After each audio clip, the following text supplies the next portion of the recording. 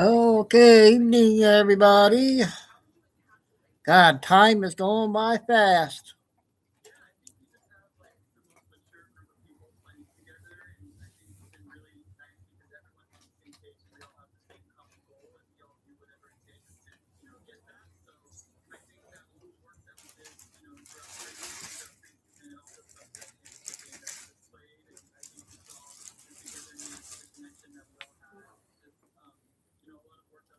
Terry, you made it on time. Great. Glad you made it on time.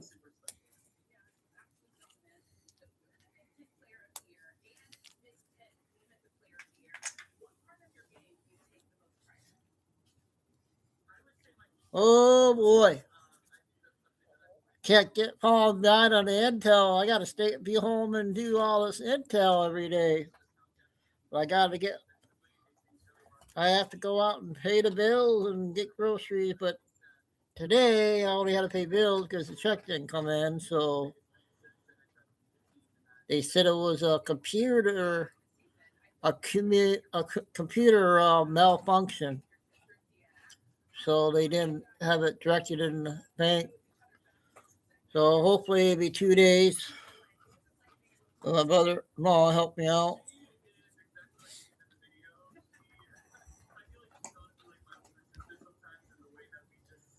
So I got, I don't know if people like the, yeah, I was supposed to have it today, but either tomorrow or Friday, or hopefully no later than Friday, but I'll make it through.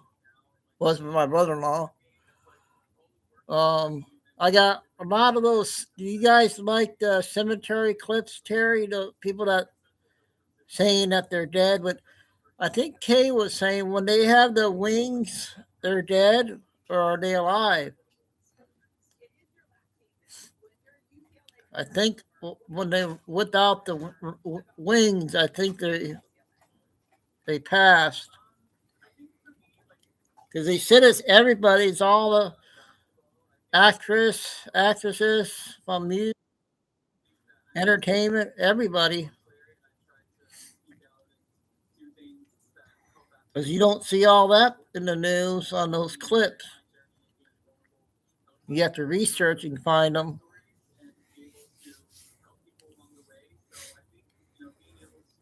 So I got three important videos I want to get out.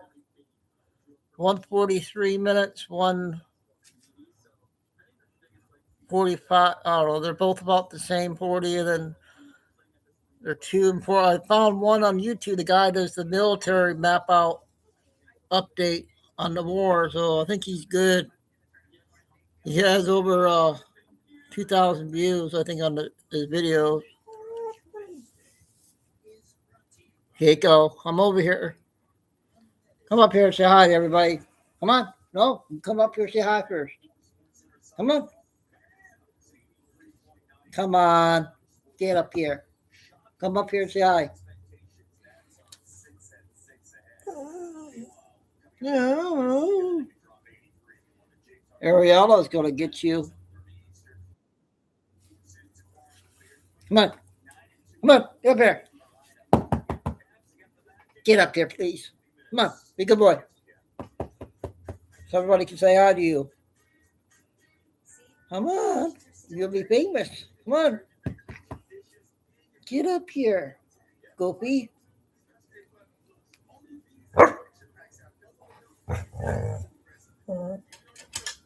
No, I didn't. Where's that on? Is that TikTok? There was something on TikTok. I wasn't sure. Was it a minute clip?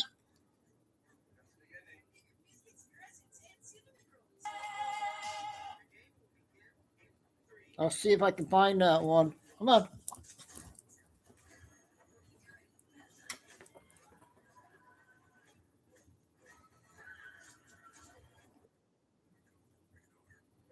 See if I can find it. I'll get it here somewhere.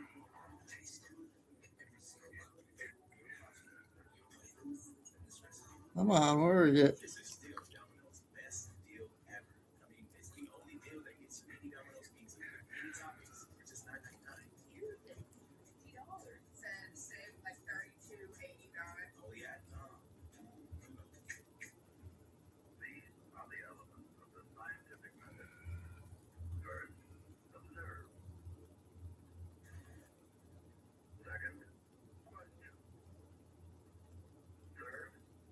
What is it?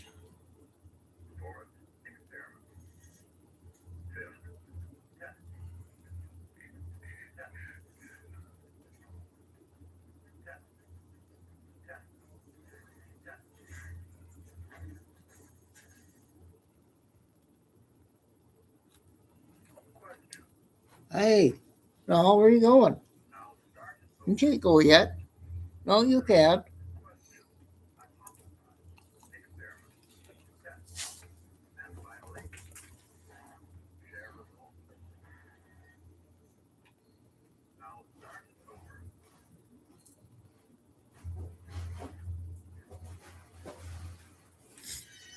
Where's everybody at?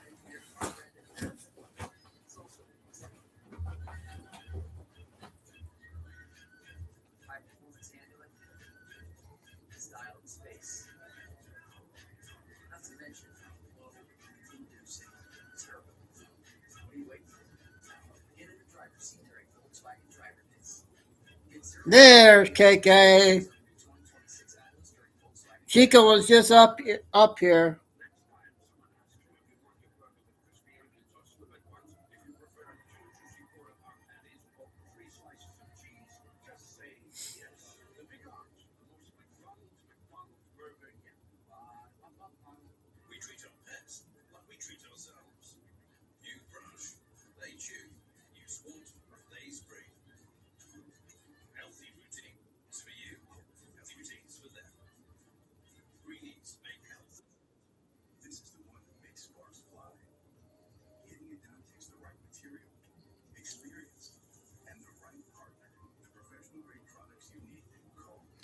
So yeah, okay, I was telling everybody I got a lot of clips, short clips, like minute, 2 minutes, 3 minute ones, of the cemetery. And I was telling them that I think you might have told me about if they have the wings, they pass, and if they don't have the wings,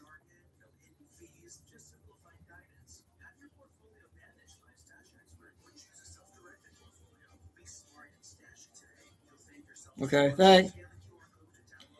We got a lot of short clips tonight. Then I got 3 long ones you might fall asleep on, but I want to get those 3 important ones out. And I got like 30 short clips.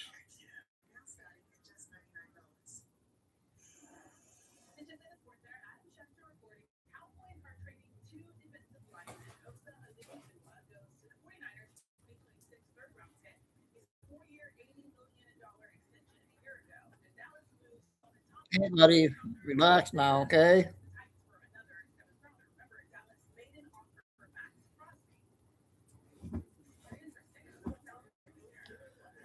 Wait 1 more minute.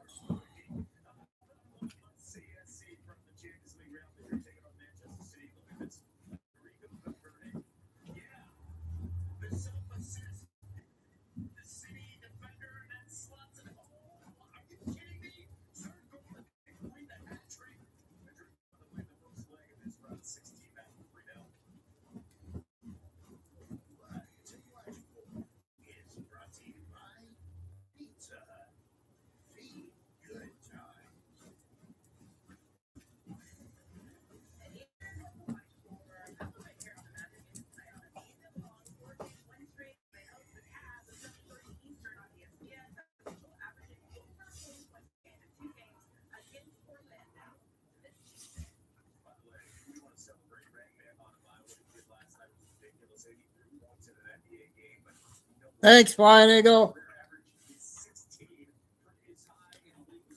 I got 3 important videos, Flying Eagle, but I'm gonna play them a little later. Maybe one at the beginning after the first half hour. I'm gonna get a lot of short ones in. So we are going to get started. Carol must not be feeling well. She hasn't been in the last couple of days. Lucy should be in here. What is? Oh, I just got done talking with her. Yep. So here we go on short clips.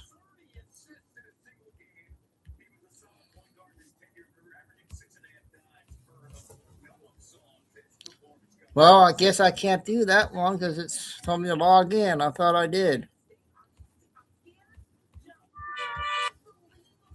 I don't know who this actor is.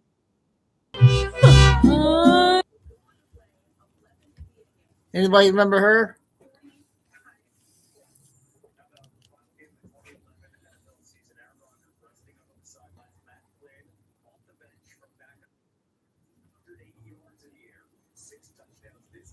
I guess there's only one on that one.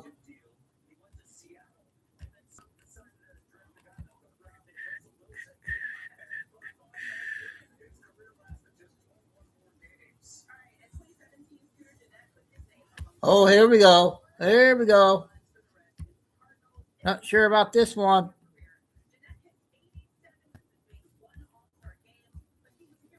There he is. No wings on. No save.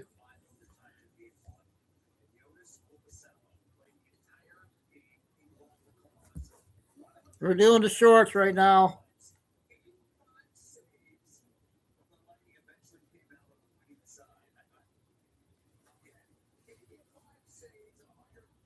Matthew Perry was the first one on this one.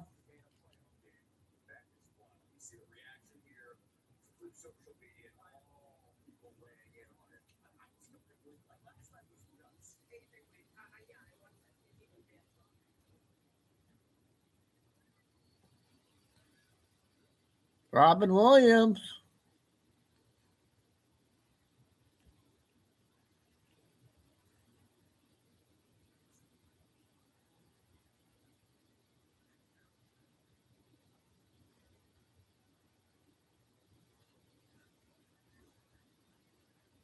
Yeah.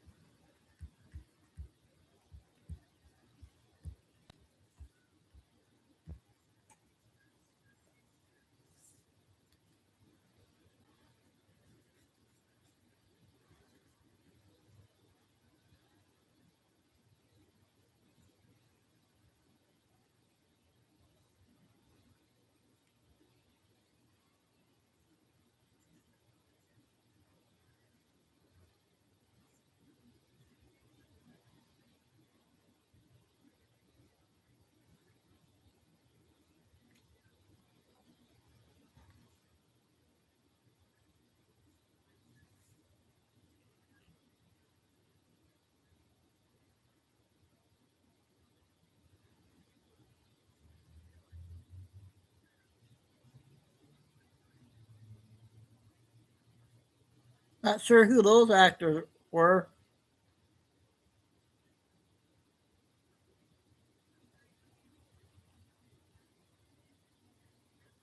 Yeah, that was the last one.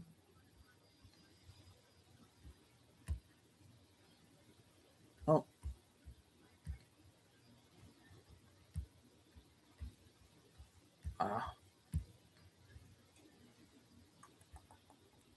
Okay, now I'll come back.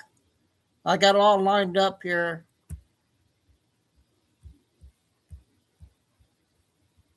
Go on TikTok lady. I got some I haven't did her in a couple of days. He just unleashed on his own party.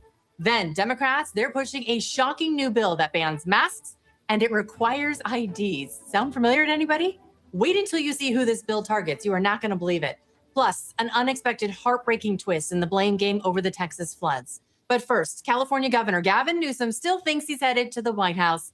And even MSNBC is forced to admit his leadership has been an absolute disaster. That's a guy who, if he runs, he's got a lot to defend in California. If you look at quality of life issues there, man, he's a good fighter, though. He's a really good fighter on TV. Really he's a really good debater, but he's got a really big pile of problems back in California.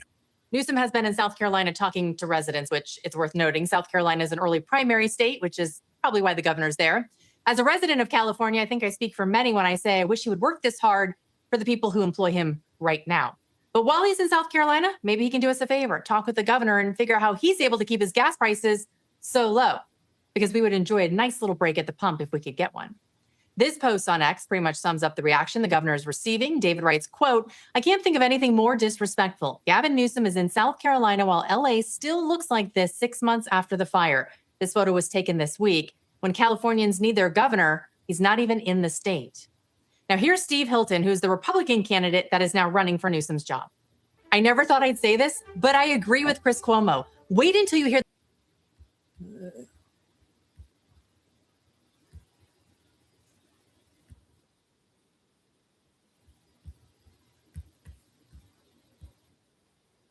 violent criminals.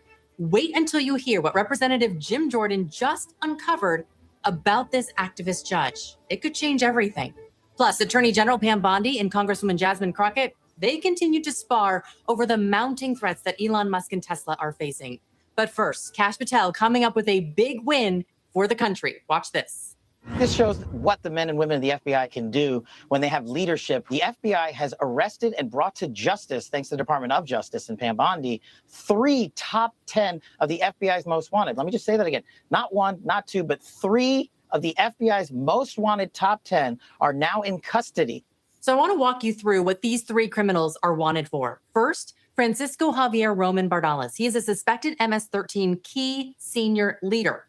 Now, he is wanted for his alleged role in ordering violence against civilians and drug distribution schemes in the U.S. and El Salvador. He is now in prison. Next is Analdo Jimenez, who is pending extradition to the United States for first-degree murder charges in Illinois, plus unlawful flight to avoid prosecution, meaning he tried to flee. And finally, Donald Eugene Fields II was arrested just 5 days after President Trump took office and has been on the FBI's most wanted list since May of 2023. He is wanted for child sex trafficking and child rape in St. Louis. Now, thanks to the hard work of Kash Patel and Pam Bondi, these men can no longer hurt anyone. Someone else looking to uphold the law is Tom Homan. Watch as ABC expresses concern over the criminals that Homan is trying to deport. He's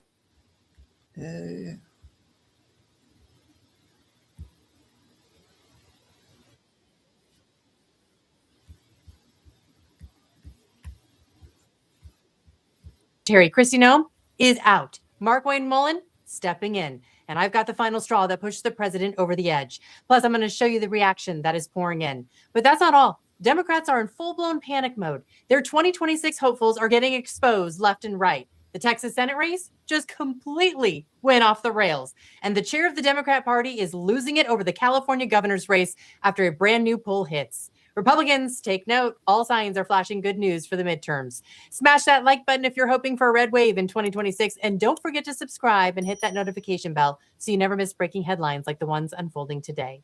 Let's begin with the big story everybody's talking about. Trump has fired DHS Secretary Kristi Noem and is replacing her with Senator Mark Wayne Mullen. Trump is now calling out Noem for what he says was false testimony to Congress. During a hearing with Noem yesterday, Senator John Kennedy was questioning her, and she claimed the president approved a $220 million ad campaign. But Trump says he never authorized it, and sources close to the White House say he's furious she invoked his name while the administration has been trying to rein in federal spending.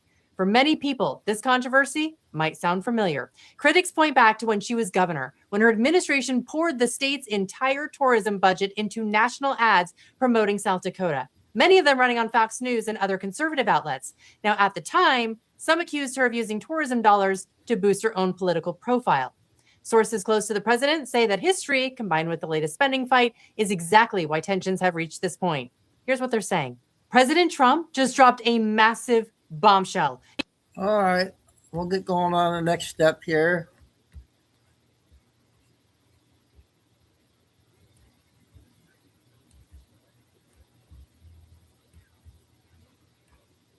We'll play Q. He only has 1 so far.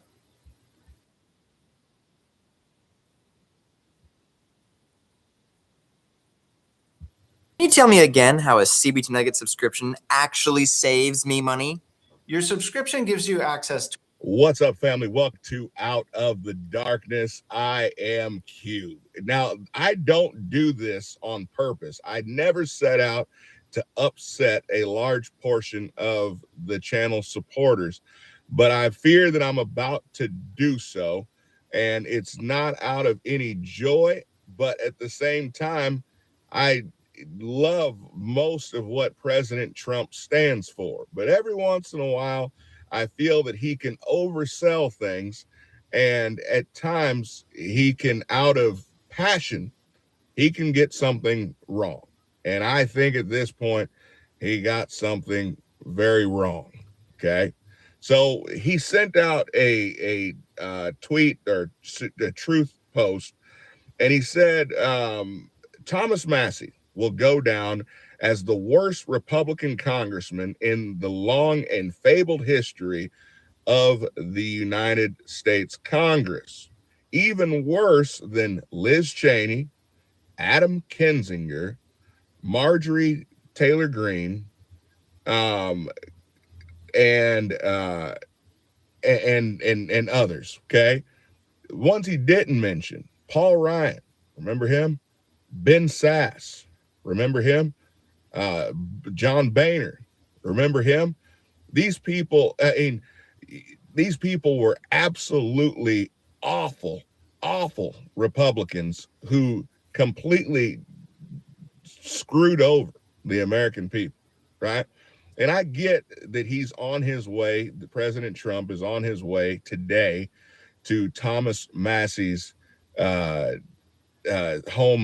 district, and he is supporting a candidate to get rid of Thomas Massey.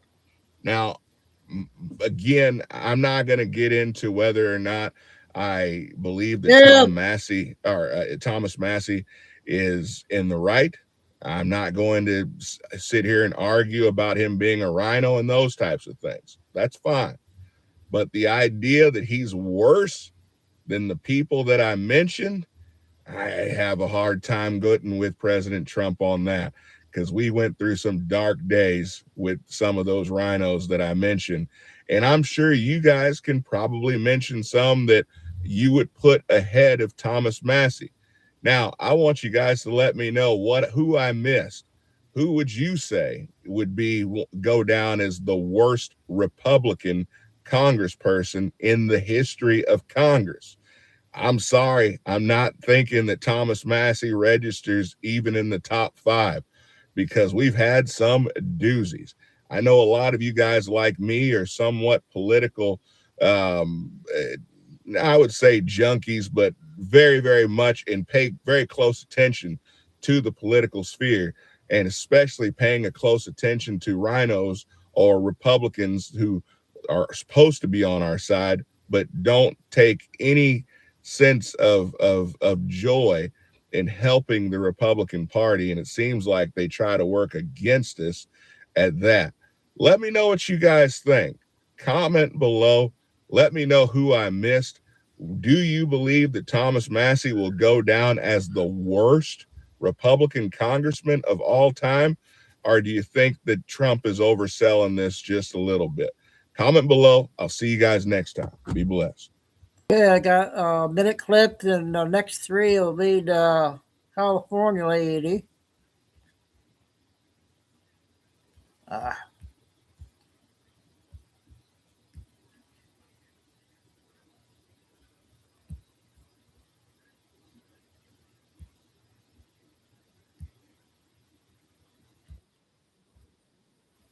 This is kind of interesting, what she's saying here. 394 million Social Security recipients in the U.S., which is a huge problem considering we only have 334 million citizens. They have also uncovered 25 million people ages 100 plus in the Social Security database. Some of these people are you guys know what this than our means Constitution. we're talking about?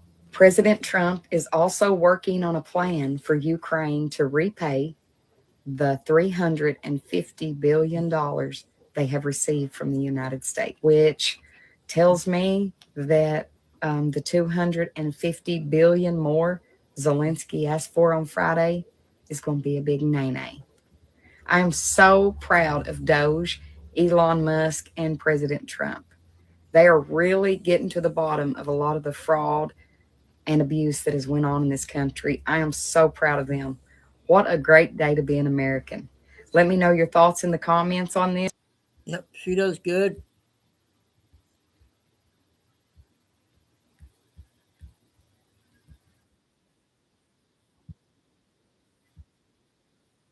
And Senator Josh Hawley has already formalized a request to expel Schumer from Congress. Not only that, he's also called for Schumer's immediate arrest. Schumer, as a member of the Homeland Security and Governmental Affairs Committee, passed security information to individuals under investigation who are accused of influencing elections in several states. Schumer had privileged access to documents that he copied and delivered to Democratic donors accused of fraud in order to obtain billion-dollar contracts in New York and other states dominated by Democrats. Hawley, also a member of the HSK Sheeb, accused Schumer of receiving stolen goods, corruption, money laundering, and racketeering. Senator Hawley has requested the lifting of the Democrats' banking secrecy to investigate his accounts, and there are reports that a company based in a tax haven transferred $23 million to Schumer. Nancy Pelosi, in addition to spilling the beans about her partner in crime, is also considering exposing another heavyweight in the party, claiming that this congressman's name is linked to a huge network of financial crimes. I'm very curious to know who this big fish is. I'm Fernanda Perez Riley, and if you're as eager as I am. Okay.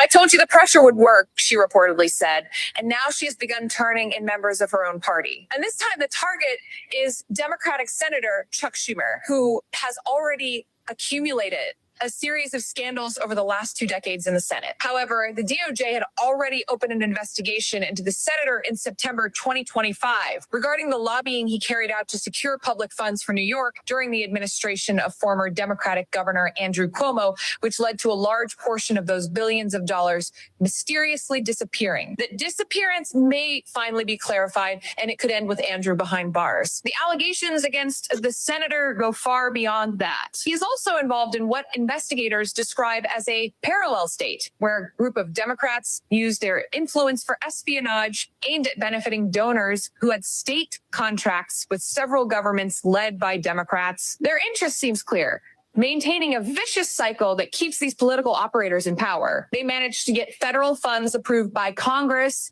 and once the money reached the governors, it was handed over to businessmen who financed these same politicians. And not only that, many times the contracts were overpriced, with the governor taking a cut, as I saw happen here in California with Gavin Newsom pocketing a good portion of that money. My dear, now it's a matter of watching the next steps from the Attorney General. Will we finally see this man arrested? In the past, there have been attempts to investigate him. Let's see if now, under Pam Bondi, Chuck Schumer ends up in a federal prison. I'm Fernanda Perez Riley.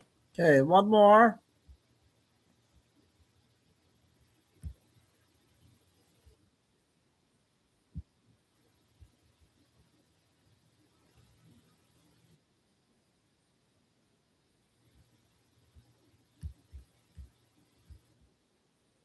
Of this corrupt party, reaching as far as Kamala Harris. She used her influence to spy in order to gain advantages for her well-known donors who regularly deposit millions of dollars into the party's accounts and even into the personal accounts of several members, including Harris, who was caught with a secret account holding $54 million. I am Fernanda Perez Riley, and this is not the first time Kamala has been accused of this kind of conduct. In the past, while she was Attorney General of California, she turned a blind eye to a ruling that acquitted 5 businessmen who had donated to the Democratic Party and were accused of tax fraud and money laundering. The current case is not very different, except that she was Vice President of the United States, with influence comparable to the president's, which gave her the power to benefit these donors, who later received billion-dollar contracts with Gavin Newsom's government. And I haven't even gotten into the lobbying she carried out, which was even bigger using intelligence services for her own benefit and for those donors, all under the table. But with Donald Trump's victory in 2024,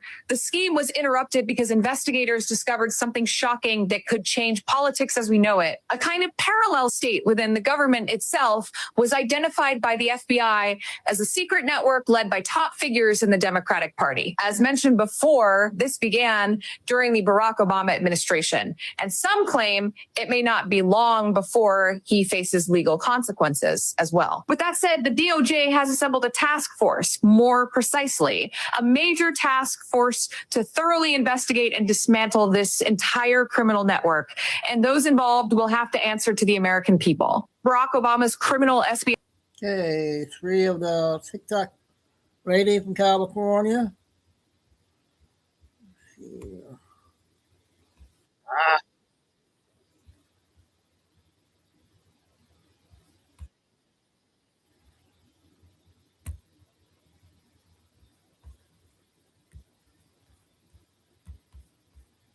I got a few DJs. Johnson here, also known as Rattle Trap 1776. So just a quick nugget for you. If the tariffs are so bad for the world, the economy, and if that makes President Trump a threat to democracy, and also the others are saying, oh, he's violating the Constitution and violating laws and orders. First off, the Constitution is the highest law of the land. So that's really all you'd have to say. But if he's a threat to democracy and a threat to the Constitution and violating the Constitution, then how come Biden never got rid of the tariffs from 2021 to 2025? You know, it was President Trump who put the tariffs in place from 2017 to 2020, right? And most people obviously don't know anything about simplicities of laws and orders, so they definitely would not know anything about the Trade Acts of 1962 and also 1974. Congress put the president in charge of the tariffs. All right. So there's that. So all you have to do is to your libtard friends and or your rhino Republican family members and friends, whoever it is that's giving you a thorn about it, just ask them that. Say, hey, if the tariffs are so bad, how come Biden didn't get rid of them, terminate them? So there's that one little thing. The other is Doge. All right. So it was renamed with President Trump not too long ago, in January 2025. It was renamed to Doge. All right. But it was Obama who signed the executive order way back in 2011 for efficiency with government. All right. And then the program was implemented, the United States Digital Service, in 2014. And Biden. Okay, that was one of his shorts. I got a few more short ones, and I'm going to get the first long one, you guys. 40 minutes.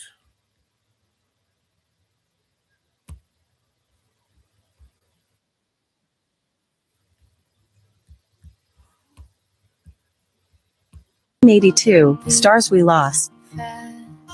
Colors and promises.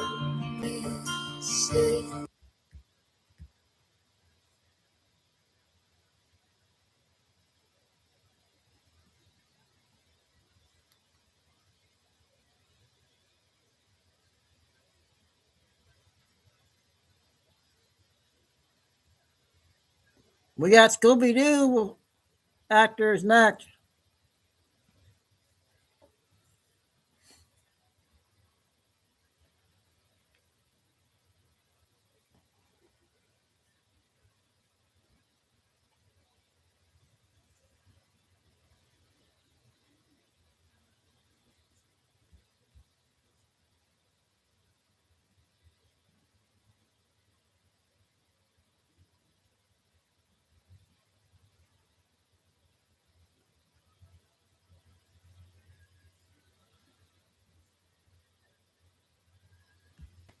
Okay.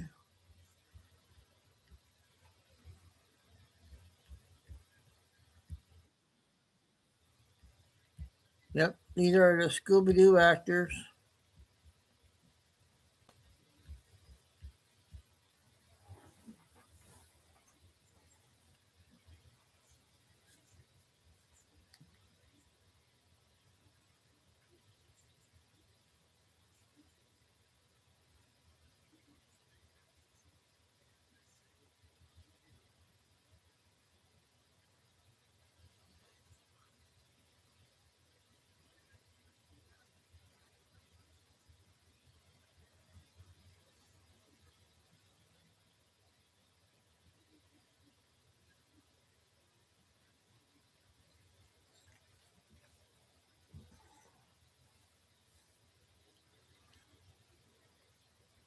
Scooby Doo.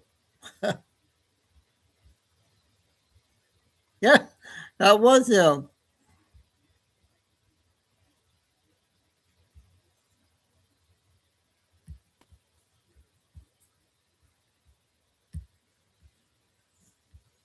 Now, Three's Company.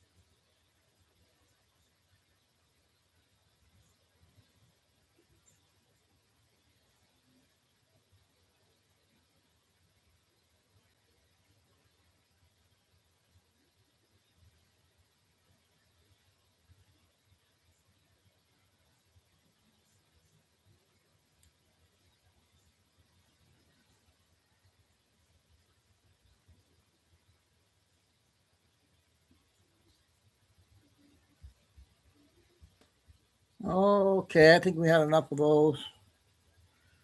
We're gonna get going on that big important video coming up, you guys. I haven't played this guy that many times. Oh.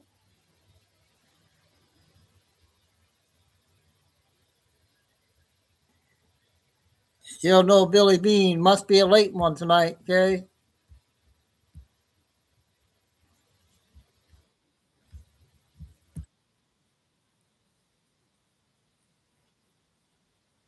Very, very incredibly important to That'd be discuss, yesterday. and that is why Iran decided to blame the United States of America for murdering 160 plus school kids 43 that happen to live inside of an IRGC compound. Well, I've been doing a deep dive into all of this today, and I'm telling you right now, we have the proof, we have the evidence.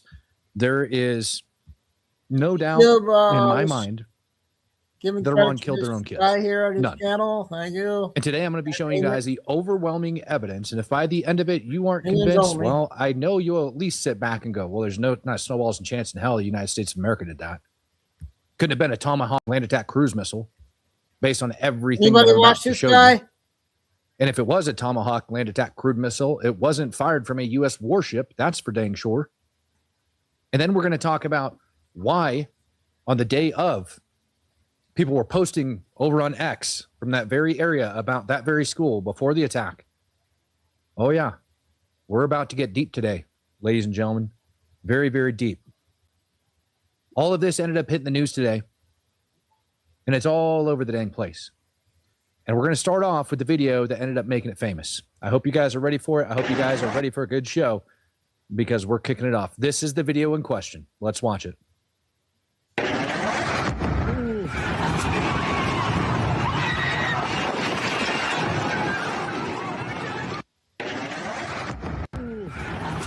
Is this okay That's to it. play, you guys? That's the video. That's the video. A lot of people have taken this video. A lot of people have thrown it around the world. A lot of people have alleged a lot of things based off this video. And we're about to do a little bit of map reading. For those of you guys that don't know how to do map reading, we're about to do map reading. We're about to look at some other reports. We're about to actually talk about this particular munition itself. We're about to talk about the accuracy of this strike. We're about to talk about all sorts of stuff, not to mention this particular munition that's on your screen. I don't even think it actually struck the building. And a lot of people are saying it didn't strike the building, but that's neither here nor there. And I will tell you, after years and years and years of debunking Palestinian propaganda and all of the crap and the lies that they put out, it is no wonder that they are funded by the IRGC, that Hamas is funded by the IRGC, and so is Hezbollah, because everything you're about to see here in this video, for those of you that have been watching the war for a long time, well, it's pretty reminiscent. First, let's go up over to Google Earth. Let me show you where this place is located. And this is very important for everybody to understand as we get into the region. This terrain right here is Iran. Right here, you have Oman. and you have U.S. warships right over here in the Gulf of Oman, somewhere in this region. Not 100% sure. When we zoom in on the school in Manab and we start getting closer to it, I've got it pinned right up on here. You guys are about to see it. As we zoom in, you will see a very clear outline of a compound right here as it goes down all the way around. You guys can see that wall all the way around. That is an IRGC compound. Video footage and stuff that's been taken on the ground confirms it as an IRGC naval facility, equipped with a hospital, a couple other things, allegedly a hospital or a clinic. And the more research I done, I come to find out a couple things. One, that allegedly they walled this place off play him more often. a year to 2 years ago. Walled this place off and turned this into what they're calling a school. Yep, that's what they're calling it. And that video you just saw is what ends up telling everybody, apparently, that the United States of America ended up doing it. Well, with that, we've got lots of problems. We've got this analysis from the New York Times, that suggests the school was hit amid U.S. strikes on Iranian naval base. And they've got a lot of evidence that they like to put out here. And we'll take a look at some of it. This is their initial one. And there's a couple things that we can notice about this imagery within itself. If we look at this building right here, and I just want to show you guys this. First, we're going to go over the accuracy. You guys will notice that all of these buildings were either leveled or hit center mass, center mass, center mass. And then for some reason, this one's hit on the corner. Y'all see that? Wait for it to come. Weird. So in this one instance, we lost our ability to hit center mass.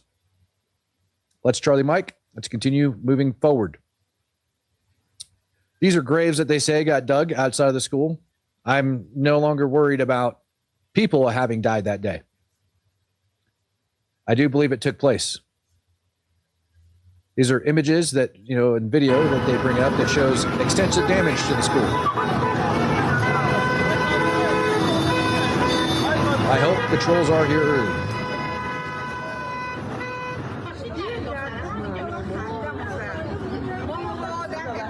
I want the trolls to be in here for what I am about to go over. This next video is probably one of the most appalling ones. And I can show you guys exactly on the maps where this video is being taken at and where it's coming from. What do you guys think? And what you're looking at exactly on here. So let me get this up for you. If we zoom in on the school, this video is being taken from right here on this corner. All right, right here on this corner. This chunk of the building is gone. Remember, because apparently we lost our ability to have accuracy. So this chunk of the building is gone. They're standing right here in this parking lot area next to this tree, and they're looking in this direction. So that's what you guys are about to watch when we get into this video. And then we're going to have some more stuff to go over.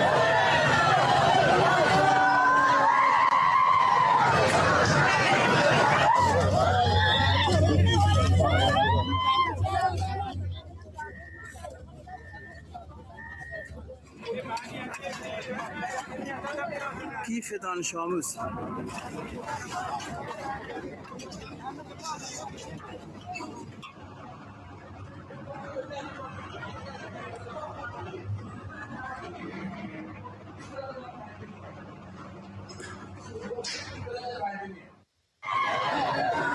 All right. So is this video authentic? Yeah, I believe it is. And I believe it's geolocated to that exact location. I believe that same chunk of the building's missing that I talked about. And there was probably people in it that died. And you're going to see why here in just a minute. Is it as high as Iran says? Potentially. Very, very potentially. Neil, I'm going to. Neil Cole says the ATF is big gay. He just wants you guys to know that. So here we have it. This is where it's sitting. Now, the interesting part is when we fast forward from there, let's move past it. And you guys can see the whole area. By the way, they said that area was a playground. You do have people that are outside taking pictures of books, allegedly. And the name that's down here on the bottom of the screen, by the way, we're going to go over that in a little bit. The source that they actually used for this, which is very important. Uh-oh, she froze on me. Come on, wake up. Right here, coming up in the video, you guys are going to see a couple things, which shouldn't be a surprise to you. If you didn't catch it the first time, there's IRGC Officer 1, IRGC Officer 2, and you're about to see 3, 4, or 5 appear over here in the background. You got several. 1, 2, 3. So a total of 5 that are sitting there. 6. I saw a 6th one. Now, this is where it gets interesting when you go into the quote-unquote classroom for young girls.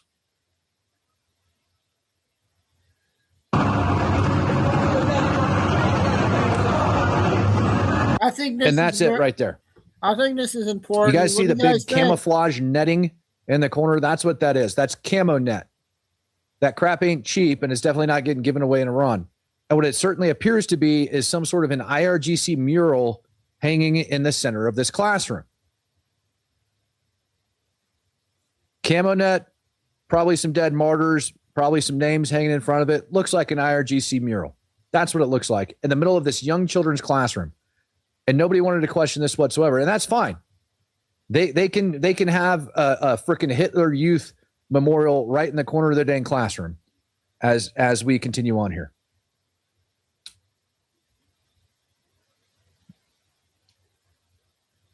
I want to show you guys something else. Noon. Local time, noon. Last I checked, this post is still live. This is a screenshot the way I had it. The account's up there on your screen. The situation of our students. We are different from each other. You closed down yesterday. Well, we are making missiles in school. We foster elites. Now, you can actually match that painting on that wall outside the building. But this is the crazy part. This was 2 hours later. This post is from 2 hours later. The goal of placing a school in Manab and the martyrdom of a large number of innocent Iranian students will break the necks of all those who paved the way for the attack on Iran from the treacherous fugitive celebrities to the dog like Pahlavi.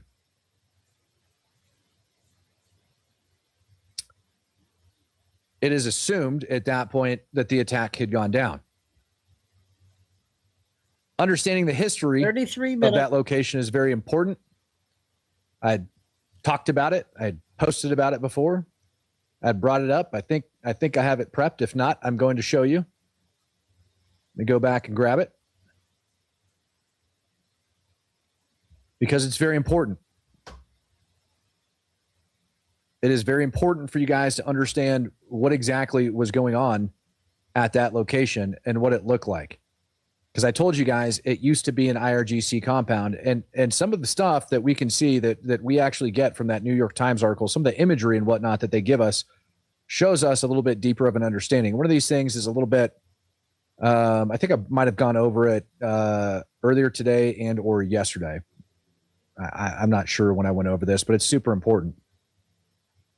This is that same overlay that they used to identify the building over in Manab.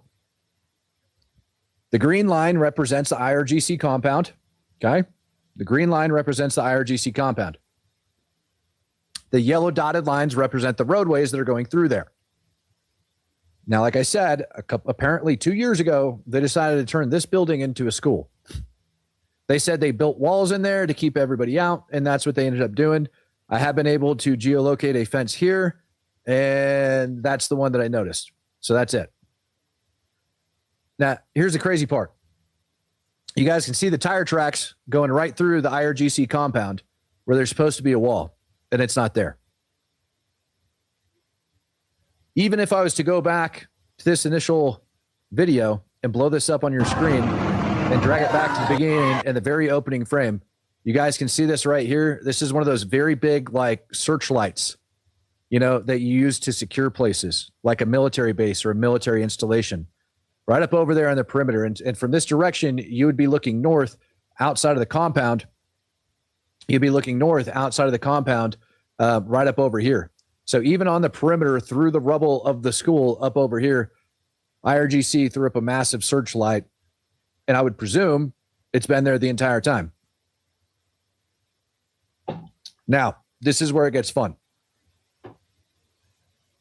You guys remember this video and where it's coming in from?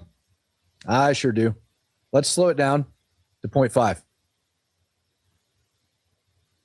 Now, for those of you that do not know, the Tomahawk land attack cruise missile has right around 1,000 pounds of explosives inside of it. That was not a 1,000-pound equivalent explosion. Not even remotely close. But told you guys it was going to get fun.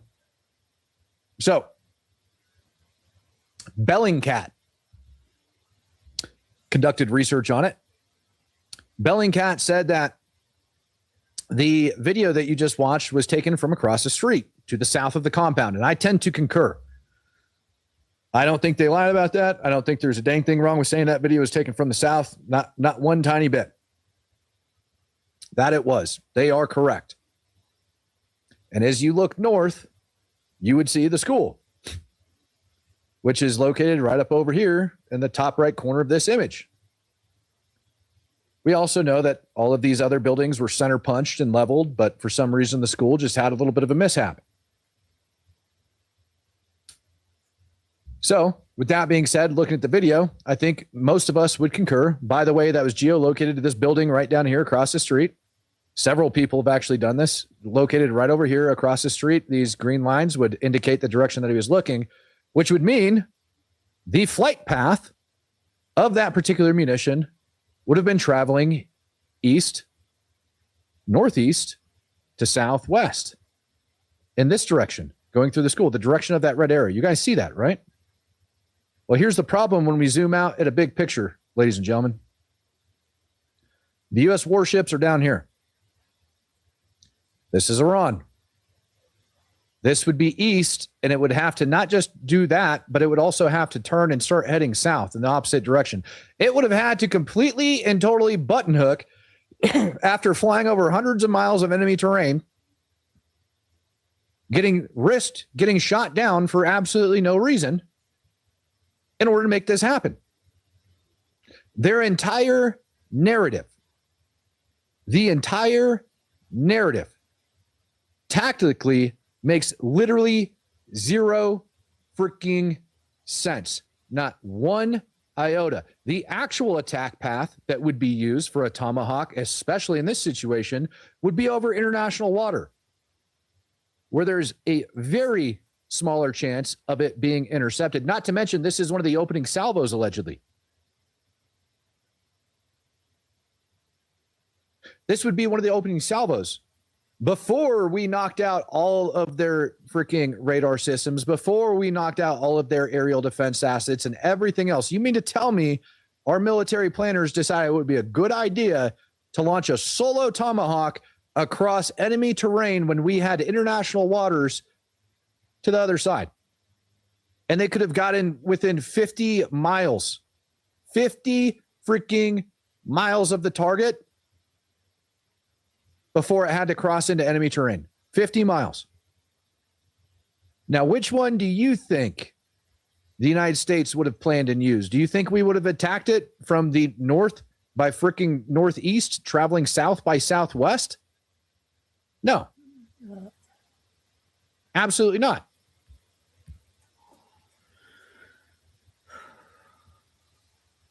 Let's take it a step further. Let's go back to that video. Let's watch it again. About 27 minutes, guys.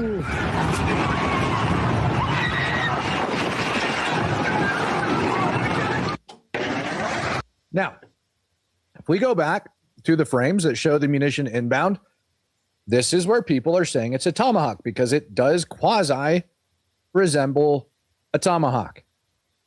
It's got a similar profile. It's got similar wings. Really crappy video. Really crappy video. But they're alleging that that is a Tomahawk. Well, we have an issue here. First issue comes with where the nose of the munition is, the tail of the munition, and the location of the wings. Location of the wings. On a Tomahawk, they sit center mass about 50% of the way up the middle. On this one, they don't. On this one, they sit about 40% from the nose towards the tail, about 40% of the way back. I decided I couldn't measure it because I don't know the proper distances and angles, but I can get percentages. 40% back. Not 50, 40. That is a 10% difference from a tomahawk. And it might look centered to you, but the problem is it's not. Next problem that we have with this particular munition, which I'm just going to use the one that got dropped to me because I think it's way better, is the angle of attack of the particular munition. You get this up here for you guys. Oh, man, I'm not even looking at the right one. Let's look at the angle of attack of this particular munition because it's very important. A tomahawk maxes out with all but one variant. So we've got a very high percentage here, but a tomahawk maxes out at 70 degrees. When we take the ground and the rooftops and we level them off right here at the bottom and we bring that line up here and then throw another line on it and then you lay an angle on it, you can see that this is well above 80-degree angle of attack. 80 degrees. That is far further steeper than what a tomahawk can actually do or is designed to do. Now, do we have variants that can do that? Yes. But you got a 1 out of 5 shot on this one. So the percentage is with you on this. Now, for those that are saying it looks like a tomahawk, and like I said, I brought up the KH-55. Iran's got a variant. I'm being informed that they have limited capacity to fire it from land, but they can fire it from land. But they have a limited capacity to fire it from land. The interesting thing about the KH-55 variant is it's got this little frickin' turbo prop looking deal here on the bottom of it. Y'all see that? That little guy hanging out in the back? Just look at where this arrow is pointing right here. It looks eerily similar and eerily close to where that position would be. Now, when we look at a tomahawk, it does have tail fins. And so you could say it's possible that it's twisted and it's a tail fin. And that could account for some of the madness in which we see. But what it doesn't account for is, one, the accuracy problem, to where we have center mass hits on every single structure, multiple hits on this one taken out. And this one, for some reason, just decided to chunk off the corner of a building. That doesn't track. Then we bring in the fact that it used to be an IRGC compound. This little area used to be an IRGC this compound. is very important, I think, you guys. Now it no longer is, for some reason. Learning all this. And for some reason, the same exact day, before strike, the situation of our students. We are different from each other. You closed down yesterday while we are making missiles in school. We foster elites. 2 hours later, about 2 p.m. local time, the goal of placing a school in Manab and the martyrdom of a large number of innocent Iranian students will break the necks of all of those who paved the way for the attack on Iran, from the treacherous fugitive celebrities to the devil-like Pahlavi. So, IRGC compound, angle of attack, direction of attack, munition, attack angle, and they turned the dang thing into a place for martyrs. I don't know how much more overwhelming evidence you need at this point to say, yes, not a snowball's chance in hell the United States did that. And if they did do that, I highly doubt they knew what was going on the ground there. Now, for those of you that would not put this past a regime that's openly killed 30,000 of their own and try to claim that it's not that big of a deal, and that, the United States, is absolutely evil, and maybe it was the evil Zionists, that ended up doing it. All right. Well, let's take a look at the other primary schools in Manab. Let's take a look at where they are. We have one here. And we zoom in on it. Does anybody see an IRGC compound? No, you do not. Let's go back out. You got another one up over here. Same. Do you see an IRGC compound? No, you do not.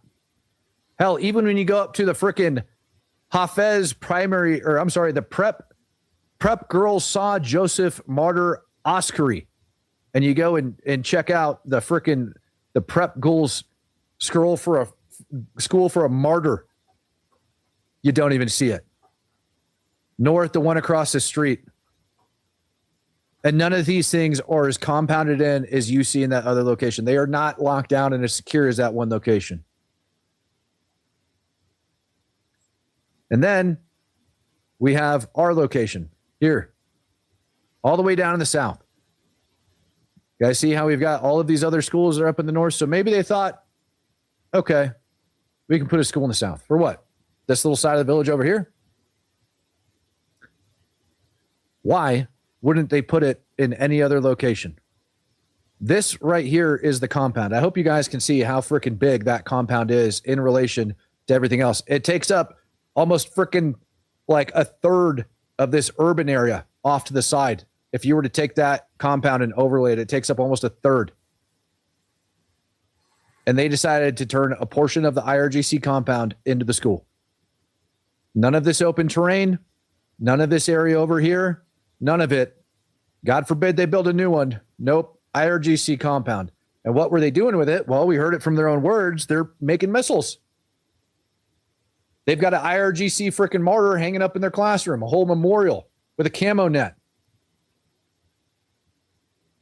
And for some reason, there's roads from the IRGC compound going straight into it, even though they claim that that stuff's been closed off and shut down. This narrative is so out of control right now. 18 minutes. It's guys. insane. Again, a regime that's murdered over 30,000 of their people, confirmed over 30,000 through their own leaked intelligence, over 30,000 confirmed of their own people murdered in weeks. And yet the West can't seem to get it through their head that they would set this up in order to kill their own people. And for some reason, the media is too scared to point all of this crap out to you. They're too scared of being painted as if they're going to be like anti-Muslim or something for pointing out the obvious, that just the freaking attack direction alone, just the attack direction alone makes literally no sense. The actual attack would have came from a different direction.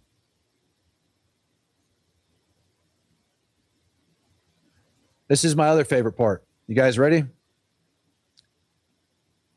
Let's take a look at who the New York Times used for a source in their article. Remember how I told you we'd pull them up and we'd look at them? This guy right here, Mahdi Yous 313, MAHDI_YOUS 313 over on X, in case you want to look it up. This guy was one of their sources for one of the videos on the ground. We demand that Kuwait hand over this humiliated American Zionist pilot to Iran and demonstrate its goodwill. His frickin' name's tagged at the bottom of the dang video. His entire page is filled with crap like this. Literally, his entire page is filled with stuff like this. I think I put a second one in there as well. Yep. Renewing the covenant with the commander of Hearts, Brigadier General Musavi, commander of the aerospace force of the Guardians of the Islamic Revolution this morning, Thursday, by being present near the sacred resting place of martyr Lieutenant General Haj Qusam Soleimani. He's got multiple posts praising Soleimani. The guy that used to run the IRGC that killed hundreds, if not thousands of U.S. troops in the Middle East, definitely wounded thousands. That guy. Praising him. Source, New York Times. This is my other favorite. I can't even remember the name of this news agency, but it came from their, what do you call it? Their Telegram handle. That's right. Now I remember. The Mizzen News Agency. Mizzen News Agency. 100,000 subscribers over on Telegram. The Mizzen News Agency, ladies and gentlemen, is operated by Iran's judiciary. The regime. The Iranian regime. So the two video sources that they ended up using for this entire thing weren't random independent people. They're hardline extremist freaking regime supporting nut jobs.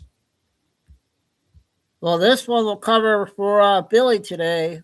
Billy's not out again tonight or today, so we got 15 minutes left on this one.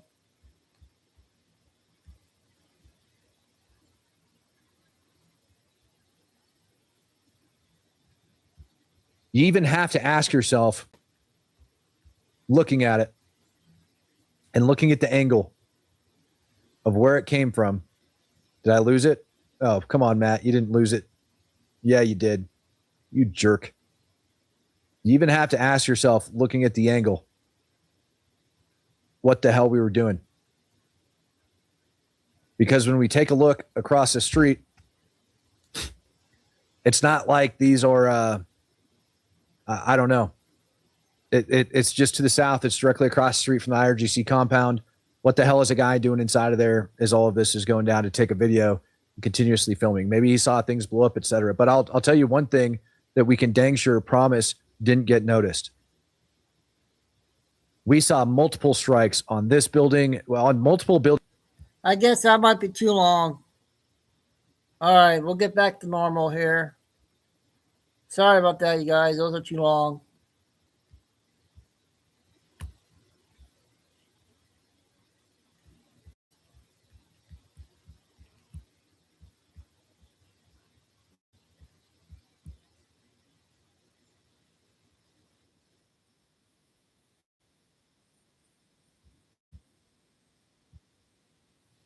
Who done it?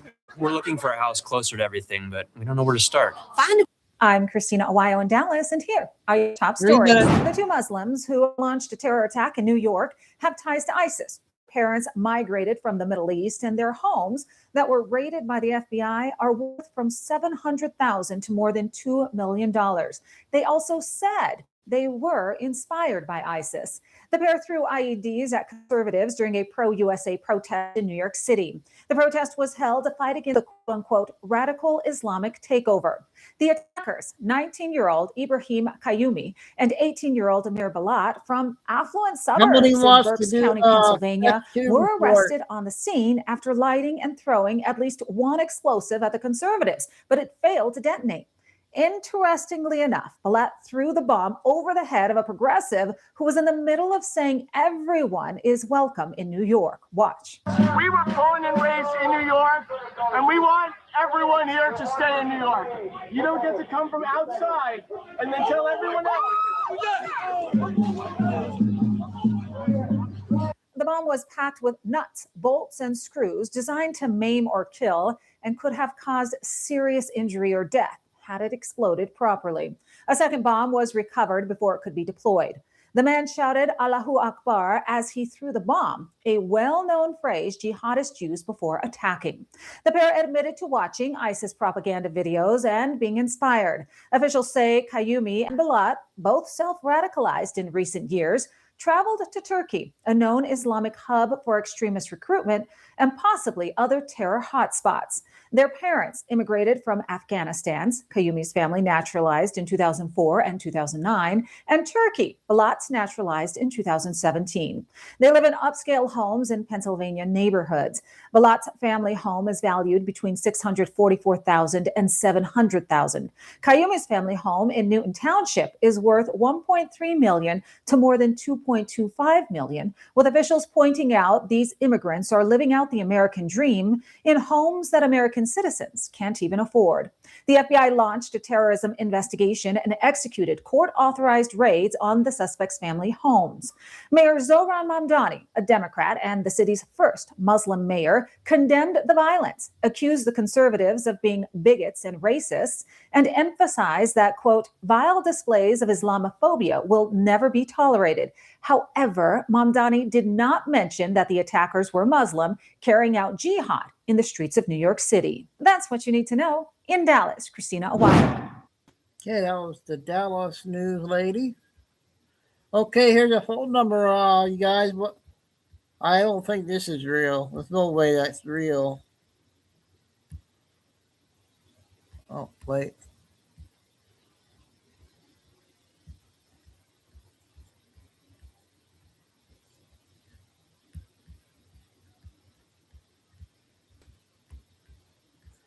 Here's a phone number, you guys.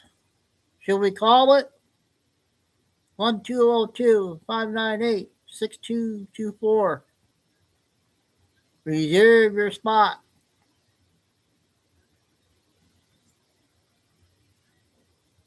That can't be real.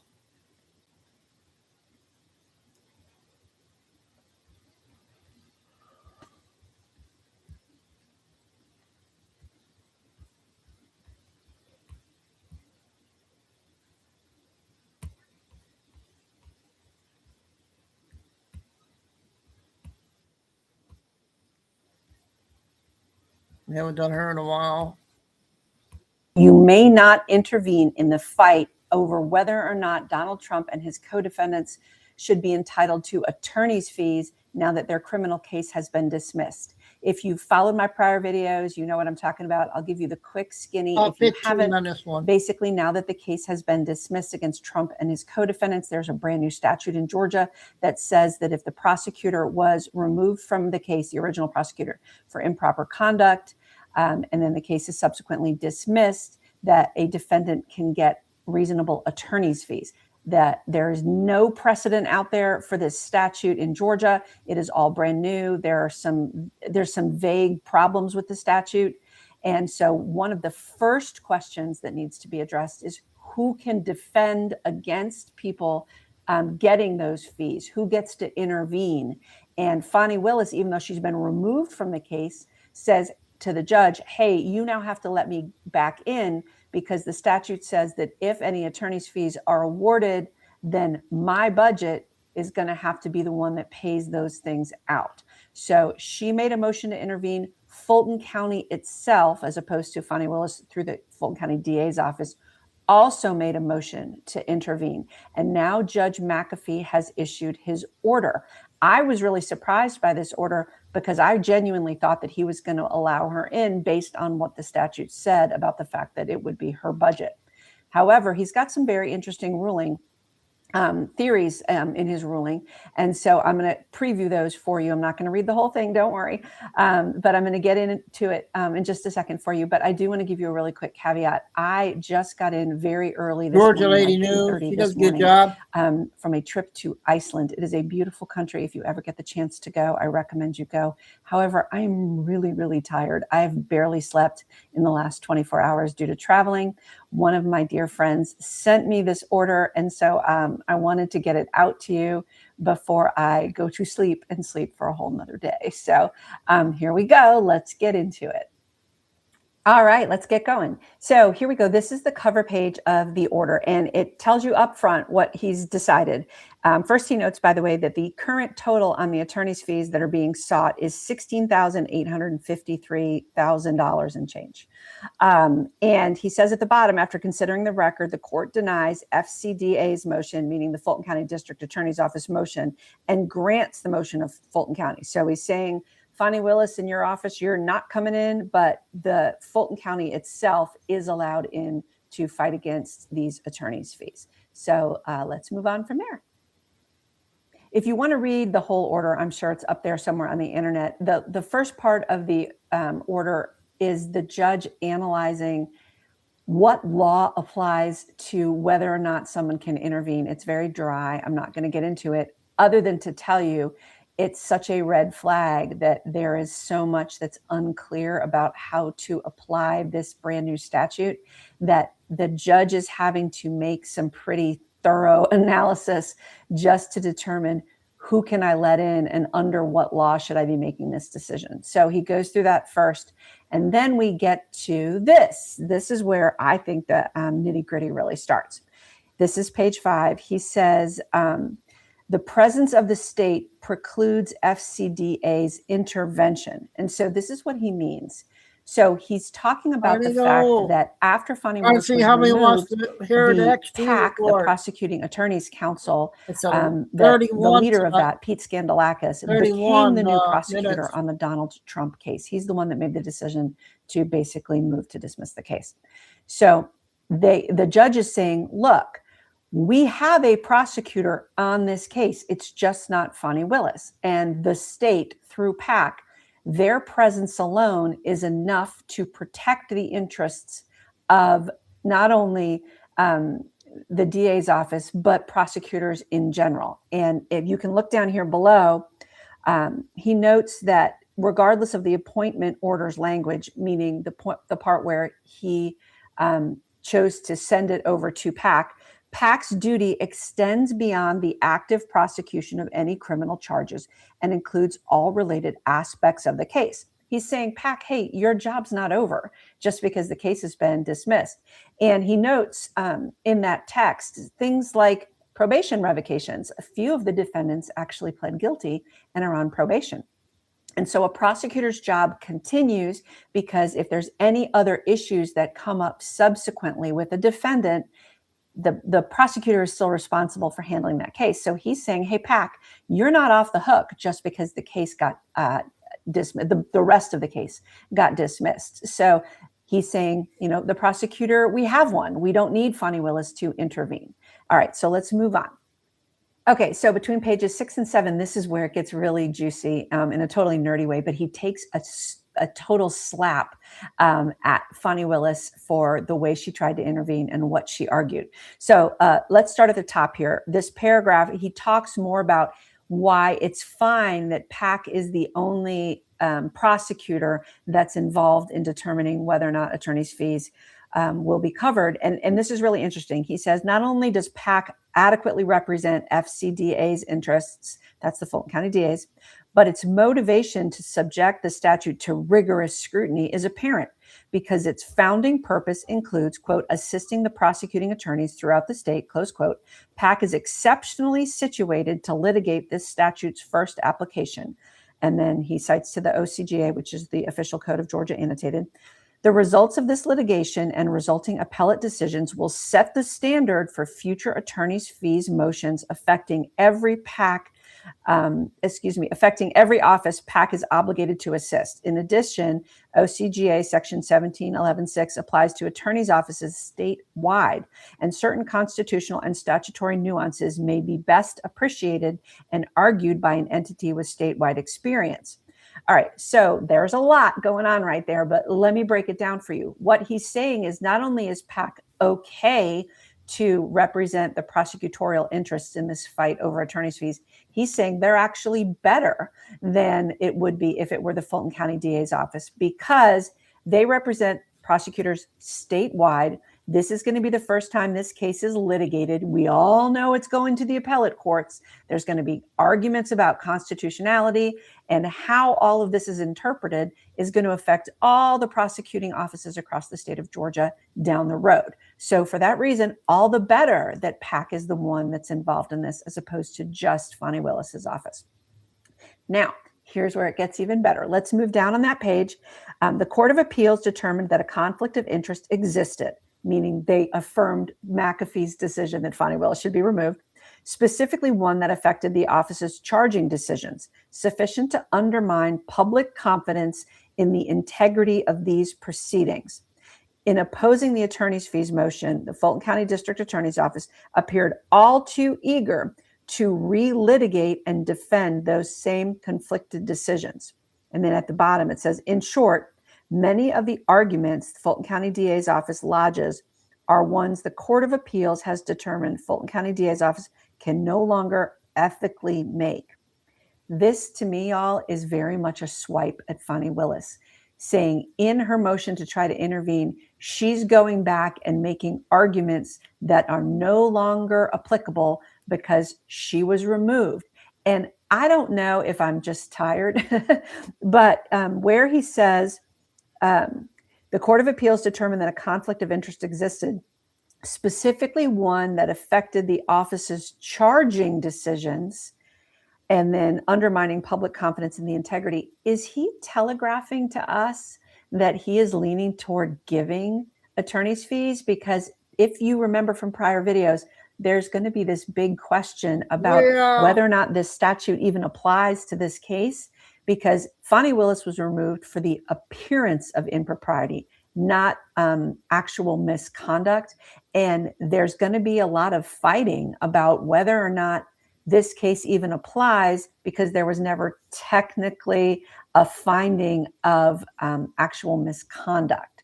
So I don't know, it may be just me looking for into the crystal ball a little bit, but I do wonder if he's saying, look, the whole fact that you made decisions that affected charging decisions in this case, that may be enough to say, yes, this is the kind of conduct that this statute is looking for. So we're going to have to wait and see on that. I'm just wondering if he's telegraphing that. But either way, it is most definitely a swipe at Fani Willis, because he says at the bottom,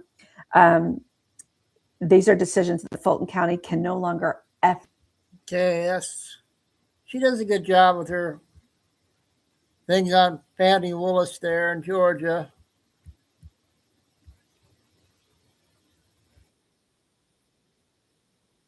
God dang it.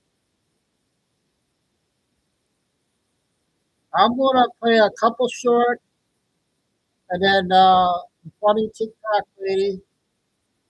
And how many wants me to play the 31-minute X2 report? Get me canceled, but I don't care. Let me get something straight. I don't watch CNN, but oh, what did I do?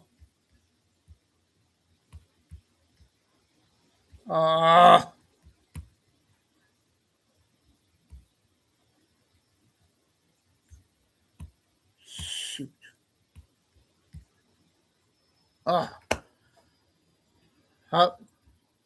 Flying too many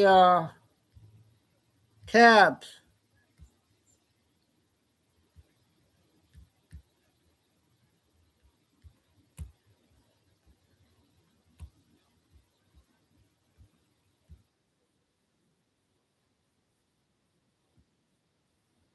this might get me canceled, but don't care.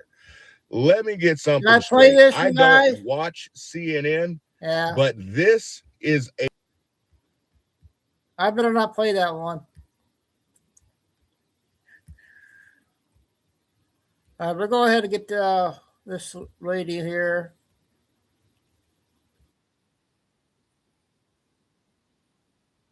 I don't know this one, Kay. Let me know. Do your job then. No, it's your job to do that.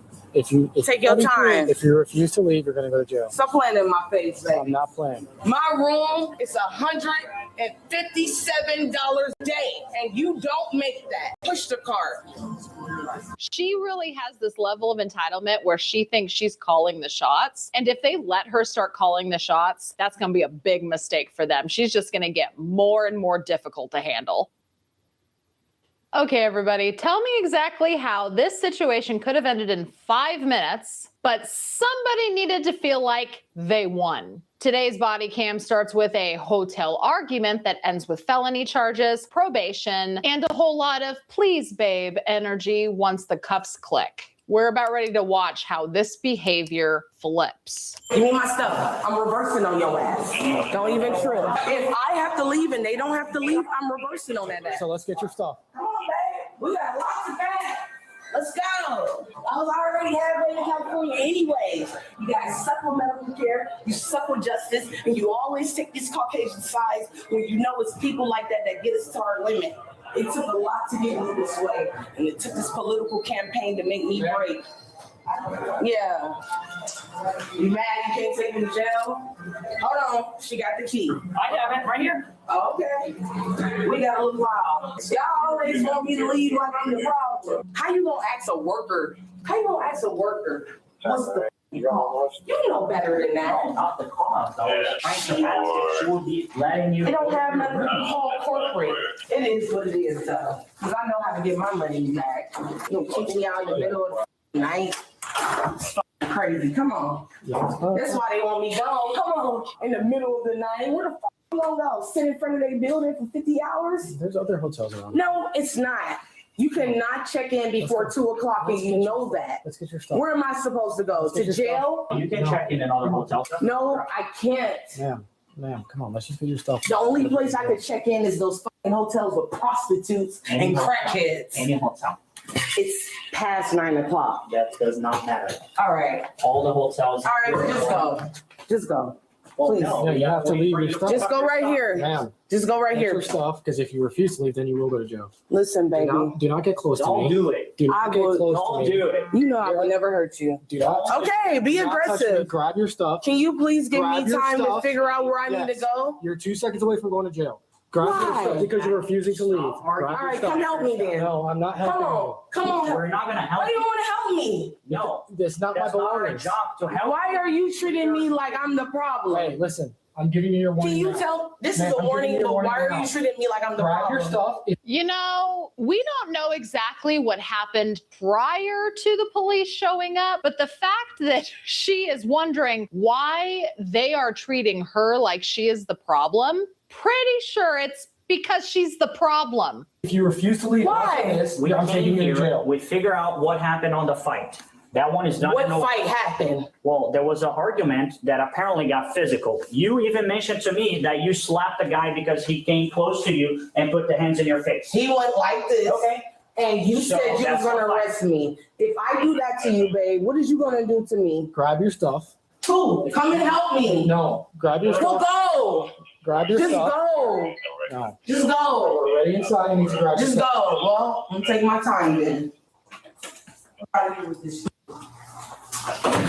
I know you want to see it. The fuck? Stop playing with me. You know you can't do that. I call my granddad and he'll really get you locked up for real doing that. Stop playing with me, babe. Give me my money back. The fuck? You're bad. You're weird. You're so weird. What? I don't know what's in there. Grab Go your get the stuff. bag. No, it's not Well, my bag. stop with the door. Ma'am, Ma'am. all I'm asking you to do is grab your stuff and leave. Do you see that? Yes. Do you want to help me? No, I'm not going to help Well, you. stop touching stuff in this room before I accuse you for theft, for high-valued items. Grab your If you stuff. touch a high-valued Grab your item stuff. such as me, I'm Grab your pressing stuff. charges. Stop playing with me. Grab your stuff. So she is a high value item. Don't touch my high value items. I'll accuse you of theft, including me. Oh my gosh. Drama, drama, drama. Why you gotta have the door open while I'm doing what I I don't need know to what's do? in there. Grab your stuff. Baby, I don't got no gun. Okay, I don't know. We don't know. Grab your stuff. Well, go outside if you scared. No, I'm not scared. Grab your You stuff. are scared. Ma'am, grab your stuff. Pack your stuff so we can leave. Damn. You want to invade my privacy for some bullshit? Move. I got stuff. Move. I Don't need to lock the change. door. Don't do I need to change. Move. You grab your stuff. All right, bet. This is what we doing. Come on now. All I wanted to do was change. I got to change out the dress. You want the show? Grab your stuff. Yeah, I am. Put it up. Put your Come clothes on on. now. You know this is illegal, right? Put your clothes on You and know leave. it's illegal, right? Ma'am. Put your Move clothes around. and let's go. I cannot move in no dress. Take your time and just move around. Put your clothes Stop on. staring at me. Put your clothes Stop on. staring at me. Obviously, she wants to be stared at. She pulled her clothes off in front of the police officers. You know, apparently she made the comment. She made the comment, not me. I'm just reacting to what she said. She said that the only hotel that she would be able to go to would be ones for prostitutes. Not saying, just saying. Ma'am, Stop you need staring to at put me. your clothes on Stop staring at me. and leave. Move around, baby. I gotta put my thug clothes on because y'all trying to play with me on my money. For what? Move. I know it's sickening. Go. I'm not leaving till you grab Go your for stuff what? because you're trespassed from here. I'm trespassed? Yes, they just gave you your warning. She gave me a. I don't know about that one, you guys. Wow. That wasn't very good. All right, let's get X2 report. Today's X2 report.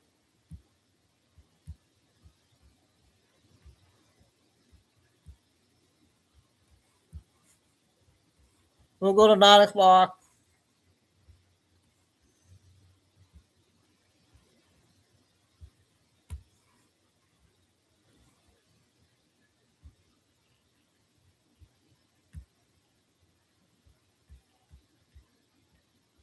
This is today's. Trust me, it literally saved.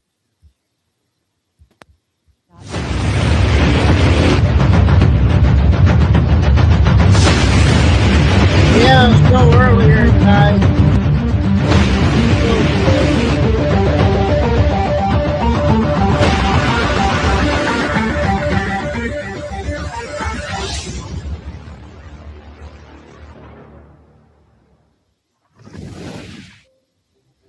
We'll do this one and a couple short ones.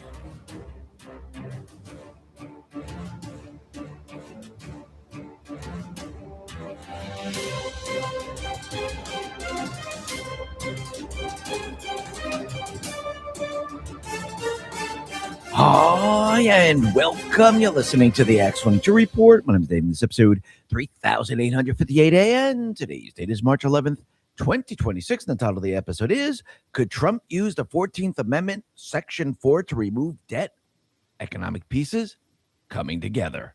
Central banks cause inflation, and that is a threat to you, your savings account, your retirement. Ask yourself an honest question. Does your dollar go as far as it did 10 years ago, 5 years ago, or even last year? So what does the next decade look like for you and your savings? If your portfolio lacks exposure to gold, one of history's most reliable economic hedges, it's time to rethink your strategy. Gold has kept up with inflation and in many periods outpaced it. My friends at Noble Gold Investment specialize in helping people protect their wealth with physical gold and silver. Whether you're rolling over an IRA or making a direct purchase, their team walks you through the entire process and makes it very simple. No pressure, just education and experience. Right now, all new qualified accounts will receive a free 1/10 of an ounce American Gold Eagle as a thank you. Visit x22gold.com. That is x22gold.com, and discover how easy it is to protect your financial future. Or just click the link in the description. And remember, past performance may not be indicative of future results. Investing in precious metals involves risk. Consult your financial advisor before making investment decisions.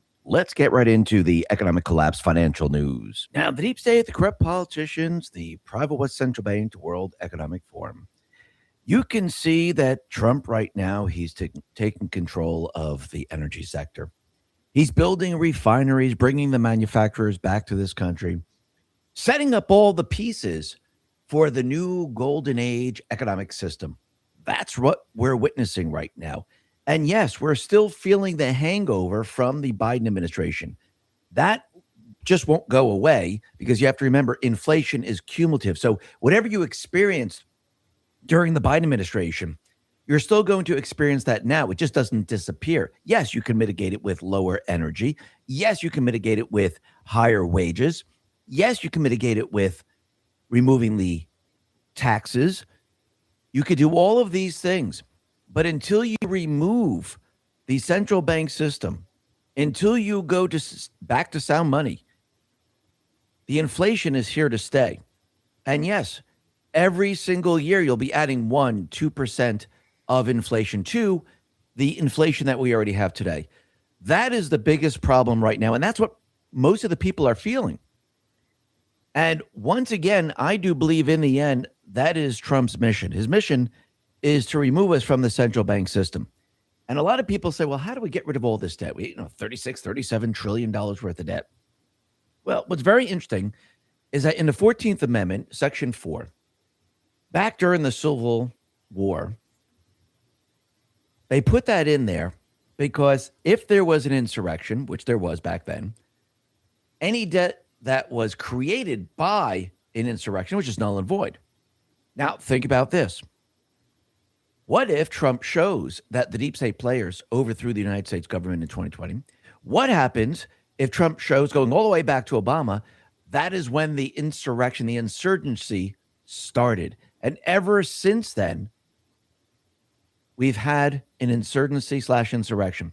And we've been fighting against this insurgency/insurrection. Would that debt be nullified? Now, Congress would have to make the decision. Now, take this to the next level. What if, or maybe when, we win the midterms and we have patriots in the House, patriots in the Senate, and the evidence starts to come out and Congress makes that decision? What happens? Well, if we bring it back to 2020, and let's say they only rule that we can go back to 2020, the debt back then would be $27 trillion. If we go all the way back to when Obama came into office, the debt would be $10 trillion, which is very interesting, isn't it? All of a sudden, you would wipe out $27 trillion worth of debt. And what if, through criminal investigation, and we showed this yesterday with Bernanke, where he was testifying in front of Congress and nobody knows where all this money went. What happens if they took the trillions of dollars, added it onto the debt, and said the people owed it, but it was all through the central bank system, and the people really had nothing to do with this, and a lot of it was criminal activity through fraud? Do the people have to pay this? So does our debt level come down quite a bit from 10 trillion? What happens if about 2 trillion was due to fraud? Let's just use that number. That means we have what, 8 trillion left to pay off. Is that difficult at this point in time? No, it isn't. And that is very interesting. We'll be talking a lot more about this a little bit later. But first, let's talk about what's happening with the global economic system right now, because it looks like, because of what's happening in Iran, China is having a very, very difficult time right now. Because you have to remember, most of the oil from Venezuela, most of the oil from Iran went into China. And you can see with Trump now shifting everything, China is having a very difficult time. Remember, China was supposed to be the powerhouse of the new economic system. And now they're barely hanging on. Trump is removing their power step by step. Peter Sayong put this out and said, China just announced their lowest growth target since 1991. And that was before oil prices spiked, which could knock growth below Bangladesh. Is the China miracle turning into a Japan-style zombie economy? Maybe. And when we start to look at this, we could see things are ramping up quite rapidly. When you look at what is going on in China, you see there are people now standing online for fuel. And thousands, and David Blockman put this out, thousands of Chinese drivers lining up at gas stations to fill their tanks before major price increases go into effect. This is what things looked like in the U.S. during the oil shocks of 1973 and 1979, when gas was rationed and drivers could only gas up on alternative days based on their last number of their car's license plate. This is what U.S. drivers no longer have to worry about, thanks to shale revolution and Trump's energy dominance agenda, where he's drilling like crazy in this country. And actually, he's also 24 building a refinery. We'll be talking about that in just a sec. But think about that. Think about what's happening. And by the way, there was no oil shortage. We were coming off the gold standard, moving into the petrodollar system. And this is why we saw a flux in the system, because we were transitioning into a new system. So basically, you couldn't get oil. You couldn't get anything because, again, you could see things were really breaking down during that point of time. But everything kind of ironed itself out. Of course, they raised interest rates like crazy just to keep everything status quo. The currency lost value like crazy. We saw inflation like we've never seen before. And that shifted us right onto the petrodollar system. But you could see that China is panicking right now because of what is going on. The United States is really not affected because we're pretty much energy independent, and it's getting better and better every single day. And think about it. The fuel prices that all of a sudden shot up, there was no reason for that. Absolutely no reason. We'll be talking about that in just a sec. But look what's happening out in Germany.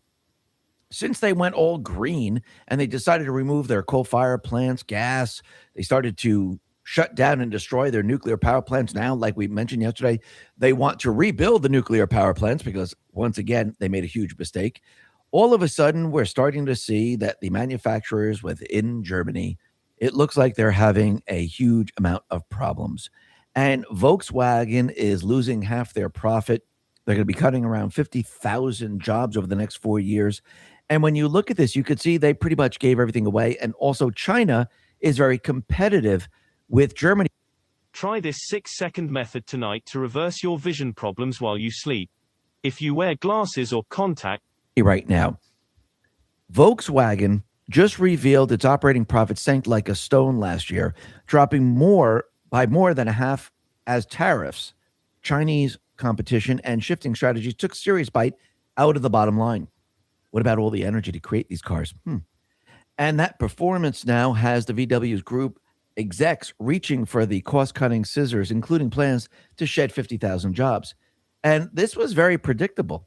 EU car companies buy Chinese car company carbon credits to avoid the EU fines. The Chinese car companies then use the carbon credit revenue to subsidize lower-priced Chinese EVs to the European car market, thereby undercutting the European EV car companies. The EU tariff applied to gasoline-powered cars or hybrids from China is 10%. That tariff is not enough to stop the imports. The Chinese hybrid autos are substantially less than European car brands, and there's no financial incentive for China to build auto plants in the EU zone, especially when you consider the EU is subsidizing those cars by purchasing carbon credits. At the same time, the EU has destroyed its energy sector by chasing windmills and solar farms instead of maintaining the much cheaper coal and gas alternatives, nuclear power, you name it. Overall, Europe has made a series of really bad decisions. And you can see now they're paying for it. It's completely and utterly falling apart. Just like the Washington state is falling apart, because what did they just do? They just voted for a millionaire's tax, SB 6346. And this is going to impose a 9.9% tax on personal income exceeding $1 million annually. The proposal aims to generate revenue for services like childcare, healthcare, and you know what's going to happen. Those people making over $1 million, they're going to say bye-bye. So all those Democrats in that state who pushed the agenda there, now they're going to decide to leave the blue states and head off to the red states. And that's exactly what we see happening right now.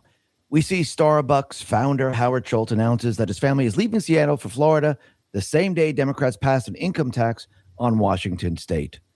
And he put out this whole thing saying, you know, they drove from New York City, they went to Washington, they started their business, and now they're leaving. And if you notice, a lot of people are moving away from the blue states. Now, we mentioned this going back in time, that eventually what you were going to see as the deep state, as the D's continually push their agenda, the Green New Scam, all their policies, people were going to leave.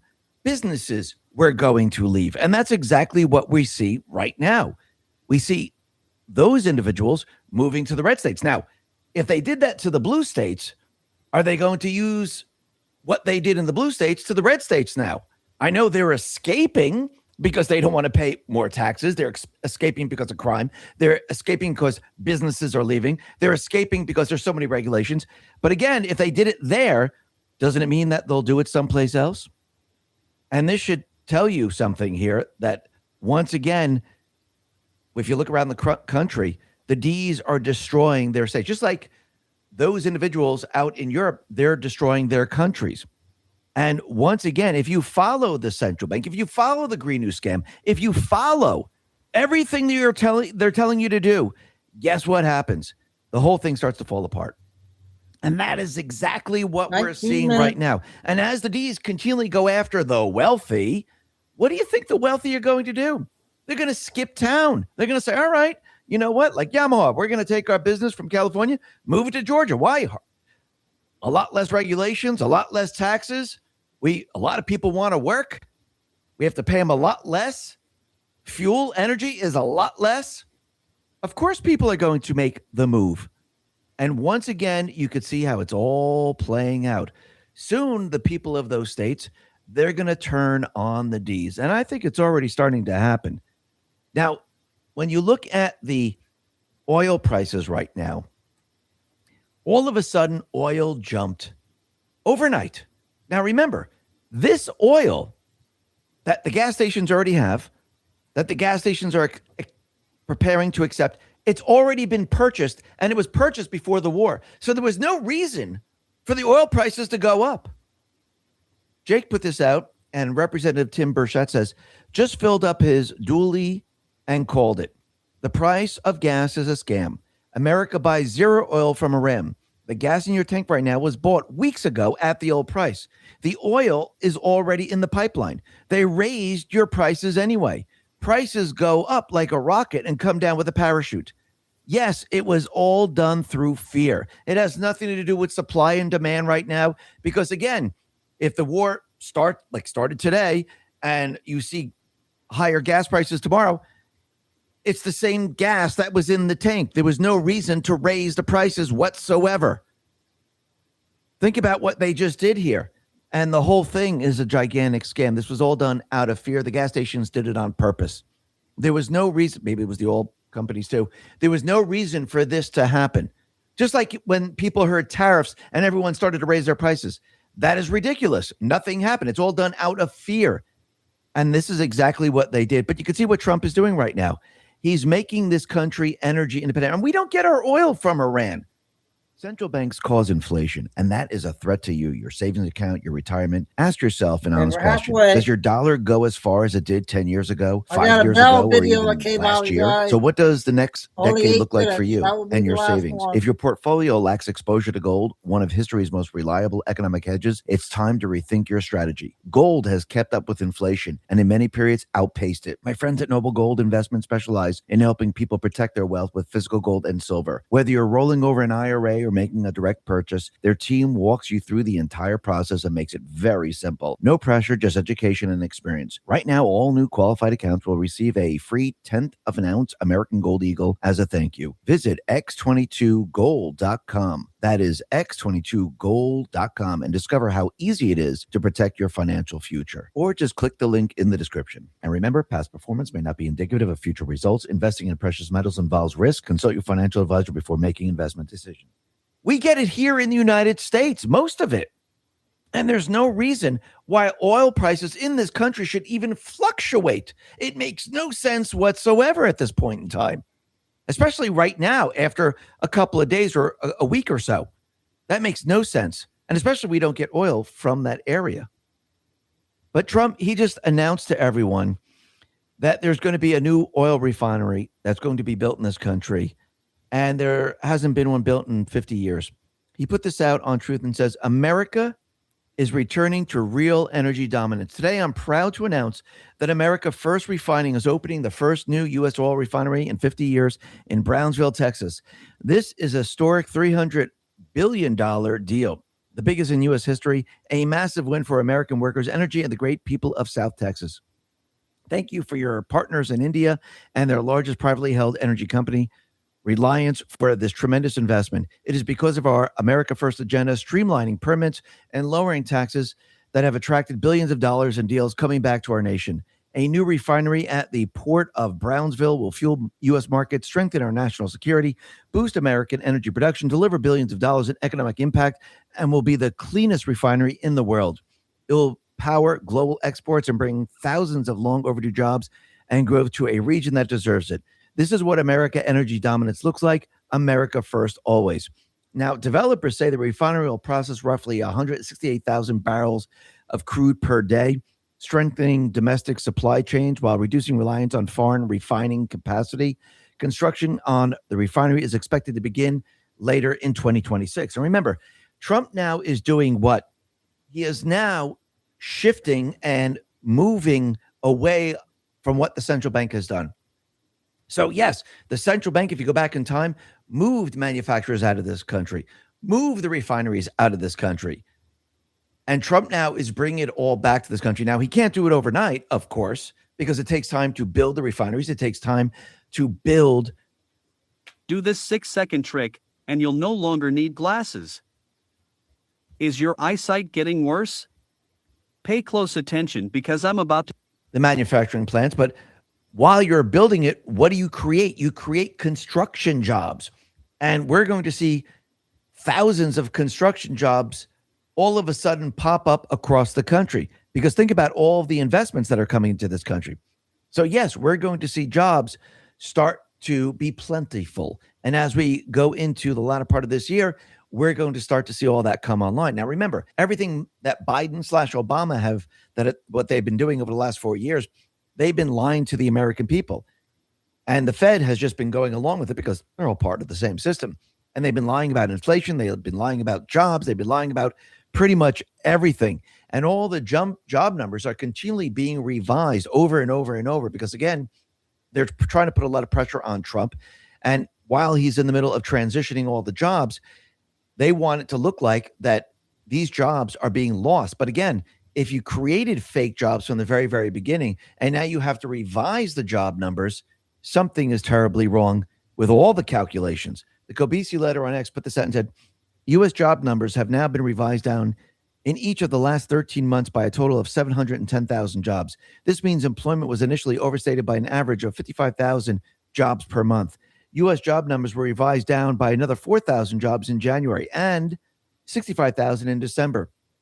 This brings the December reading down to 17,000, marking the fifth contraction over the last 9 months. Since January of 2024, there have been downward revisions in 24 out of the 25 months. U.S. labor market data is more unreliable than ever. Because again, why are there downward revisions? They set Trump up, actually, if you really think about it. They created millions of fake jobs, and now everything has to be revised down over and over and over. And this is why Trump is bringing in his own BLS person and actually has to straighten this all out. Because again, Obama, Biden, the Fed, they've been lying to the people from the very, very beginning. But you can see that Trump, he has now controlled inflation, not on a case where we go back to 1971. He's using the Federal Reserve System against them. Remember, they calculate inflation per year. So basically, when you look at inflation right now, it's around 2.5%, getting very, very close to 2%. So as we get closer and closer to 2%, he wants the Fed to cut rates. Is this another way to mitigate the inflation? Absolutely. Because those people that are paying credit cards, those people that have loans, those people that want to buy a house, businesses that want to expand, if they use the lower interest rate, they have more money that they can spend because they don't have to pay it towards interest. Same thing with someone buying a home. It actually increases your buying power. So once again, Trump is still adding 2.5% or 2% as we get closer to 2% onto the already existing inflation. That's why it just doesn't feel better. Yes, he can level it off, but everything that you felt beforehand stays. It doesn't disappear. EJ Antoni, PhD, put this out and said, monthly mortgage payment on a median price home in February is down about 7.6% from start of 2025, but up 90.1% from the start of 2021. Peter Sayong, PhD, said, this is the inflation story right now. Even where prices are falling, voters are still psychologically comparing to pre-COVID, and they'll punish the party in power for it. And here's another example from EJ. This is why folks are still mad about the economy. The average America's weekly paycheck in February bought about 2% less than it did in January of 2021. So yeah, if you go back to 2021 and you're comparing everything, yeah, people are pretty darn upset because, again, who was president prior to 2021? It was President Trump. Then Biden/Obama took over. And what happened to inflation?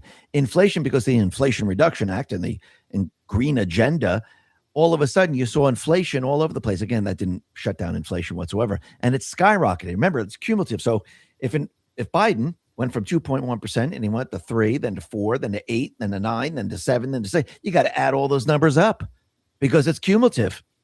And if he's telling you that he's creating millions of jobs, actually it's the opposite. He's losing millions of jobs. So right there, people are feeling that pain. That's what people are feeling. And if you go back to 2021, remember, we were coming off of Trump's economy. We were coming off of that inflation. We were coming off of the low fuel prices. So yeah, if you compare it back then, no, it's not that great. But will it be getting better? Absolutely. And once Trump starts to really lower the fuel prices, once more of these illegals are deported, once he removes the income tax, all of a sudden the buying power comes back to the people. And yes, he can mitigate the inflation that we're experiencing today. Then eventually, I do believe what he's going to do is he's going to start to pay off the debt, which we'll be talking about in just a sec. And actually, when he starts to do that, what happens? Well, it removes the currency that's in circulation, sends it back to the source, and all of a sudden the buying power starts to come back. I think he's prepping and getting everyone prepared for sound money, if you really think about it. And think about what MasterCard is doing right now. They're launching a global crypto partner program to bridge digital assets and traditional payments. So right now, MasterCard is a new crypto partner program that unites 85 plus companies to bring blockchain payments into everyday commerce. MasterCard has unveiled a new global initiative. And basically what they're going to do, they're going to allow people to use cryptocurrency. So the program is designed to explore practical applications for on-chain technology within existing payment infrastructure, focusing on areas such as cross-border transfers, business-to-business payments, and global payouts. They said the digital assets are entering a new phase, noting the blockchain and crypto are increasingly used to solve real-world problems rather than operate purely as a parallel system. For instance, blockchain tools can enable instant settlement, programmable payments, and round-the-clock cross-border transfers, capabilities that complement existing payment rails rather than replace them. MasterCard's collaboration across cryptos is now moving in a completely different direction. And think about it. Trump is talking about cryptocurrency. Trump is putting together a basket of cryptocurrency. Trump is talking about using stable coins. See where all this is going? Everything is being prepped. And actually, how do you build confidence? Well, you remove the central bank system, you pay back the debt, and you go back to sound money. You go back to gold. You revalue gold from $42 an ounce up to what it's going to be. Do I believe it's going to be a lot more than 5,000? Absolutely. Do I believe silver is going to be a lot more than $80, $90? Absolutely. I think it's going to be very, very close to probably 10, 15, 20,000 in gold. And in my opinion, silver, $300 to $500 in silver. Because again, you have to remember, they use the paper market to convince you that gold wasn't doing anything while the paper currency continually lost its value. Now, people say, whoa, what about all this debt that we have?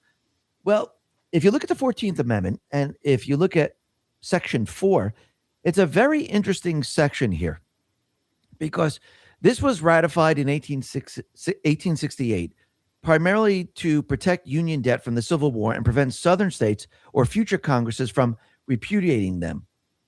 Invalidate Confederate debts, bond issued to fund the rebellion, and claims for compensation related to emancipated slaves. Section 4 explicitly voids debt directly tied to supporting a rebellion or an insurrection. So we've been told that when Obama came on the scene, he started the insurgency. This is when it all started. And it built and built and built over time. And we saw what? An infiltration of this country, which is an insurrection, a rebellion against this country. I think people have seen it across the states now. It's very, very clear. So if Congress back then did this for the rebellion during the Civil War, can this be applied to the debt right now? Now, let's say Trump is looking into the rigged elections. What happens if there was a rebellion, an insurrection in 2020, which there was? Can we go back to then 2020 debt? Because again, we've been fighting against insurrection since 2020. What was the debt back then? $27 trillion. Every blurry and low vision sufferer must try this daily ritual that is leaving doctors speechless. If you wear glasses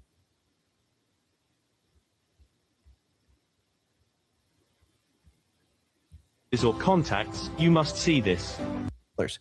What happens if Trump and his team proves that the insurgency, the insurrection started during Obama? This is when the country was being infiltrated. What happens if he shows that Obama should have never been president? What happens if he shows that he's not even a citizen? What happens if we go back to that period of time? Well, the debt back then was $10 trillion. Think about that for a second. And then what happens if we show that 1.5 or 2.5 trillion was done through criminal activity? What happens if it's proven that the central bank was in on this? They knew about it. What happens if we erase that debt? Is the debt that hard to pay back then? No, I don't believe so. And again, this was all put into place during the Civil War. Yes, it's in the Constitution, 14th Amendment, Section 4. And this was for insurrection or rebellion. And once again, all roads lead to Obama. So is Trump going to use this? Is this where all this is headed? Maybe, maybe not. And who decides all of this? Congress, under Section 5 of the 14th Amendment, has the power to enforce the amendment via legislation. Now, can courts fight this? Of course they can. But again, if you have the House and the Senate in place, and we win the midterms, which I do believe we're going to win, and they look at all the evidence, and the Congress makes a decision that that debt is null and void because of this insurrection. There was a rebellion against the United States government, against the people of this country. Does it mean that this debt is then wiped out? Will it go all the way back to Obama, or will it just go back to 2020? But again, this is how we can remove a lot of this debt. Even if it goes back to 2020, and then we find out there's about let's say $2 trillion worth of fraud and criminal activity, that brings it now down to $25 trillion. Can we pay this back? I do believe we can. If we revalue gold, gives us a lot of leverage. If we use stablecoin, gives us a lot of leverage. If we bring it all the way back to Obama, it makes it even that much easier. And think about it. Trump now is shrinking government, proving that there was a rebellion against this country, an insurrection. Actually, we're going to see another insurrection coming up soon. So I do believe Trump is going to have all the proof he's going to need to actually use the 14th Amendment, Section 4, to actually wipe out a lot of this debt and put the country on a very firm footing. And think about it. While he's building the economy, while he's bringing back manufacturing, all these pieces now are coming together. And I do believe we're heading in the right direction. I think Trump is setting up the deep state, the central bankers. And in the end, I do believe that all of this is going to work. And eventually, as he sets all this up, the attack will be on the central bank system. And eventually we'll remove the central bank system and the people will take full control of the economic system. Listen, everyone, thanks a lot for listening. Be well, be safe, and especially be. Okay, that was today's X2 report. We finally got up to date with that. So Mel came out with an 8-minute one, so she must have had something to say. That's going to wrap things up. Well, I got 2 shows, and I don't know how, one day at a time, I guess, again.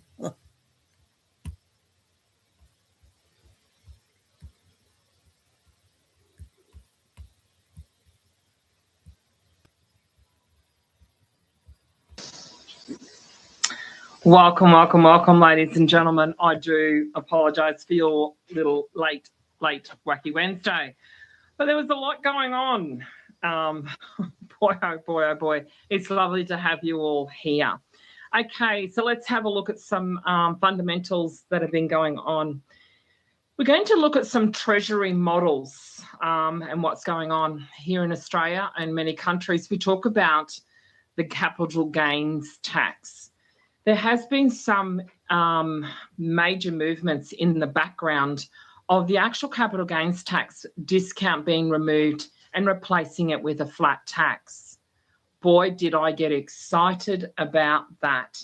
That is, of course, part of Nasara Jasara coming into play, where we talk about there going to be a flat tax.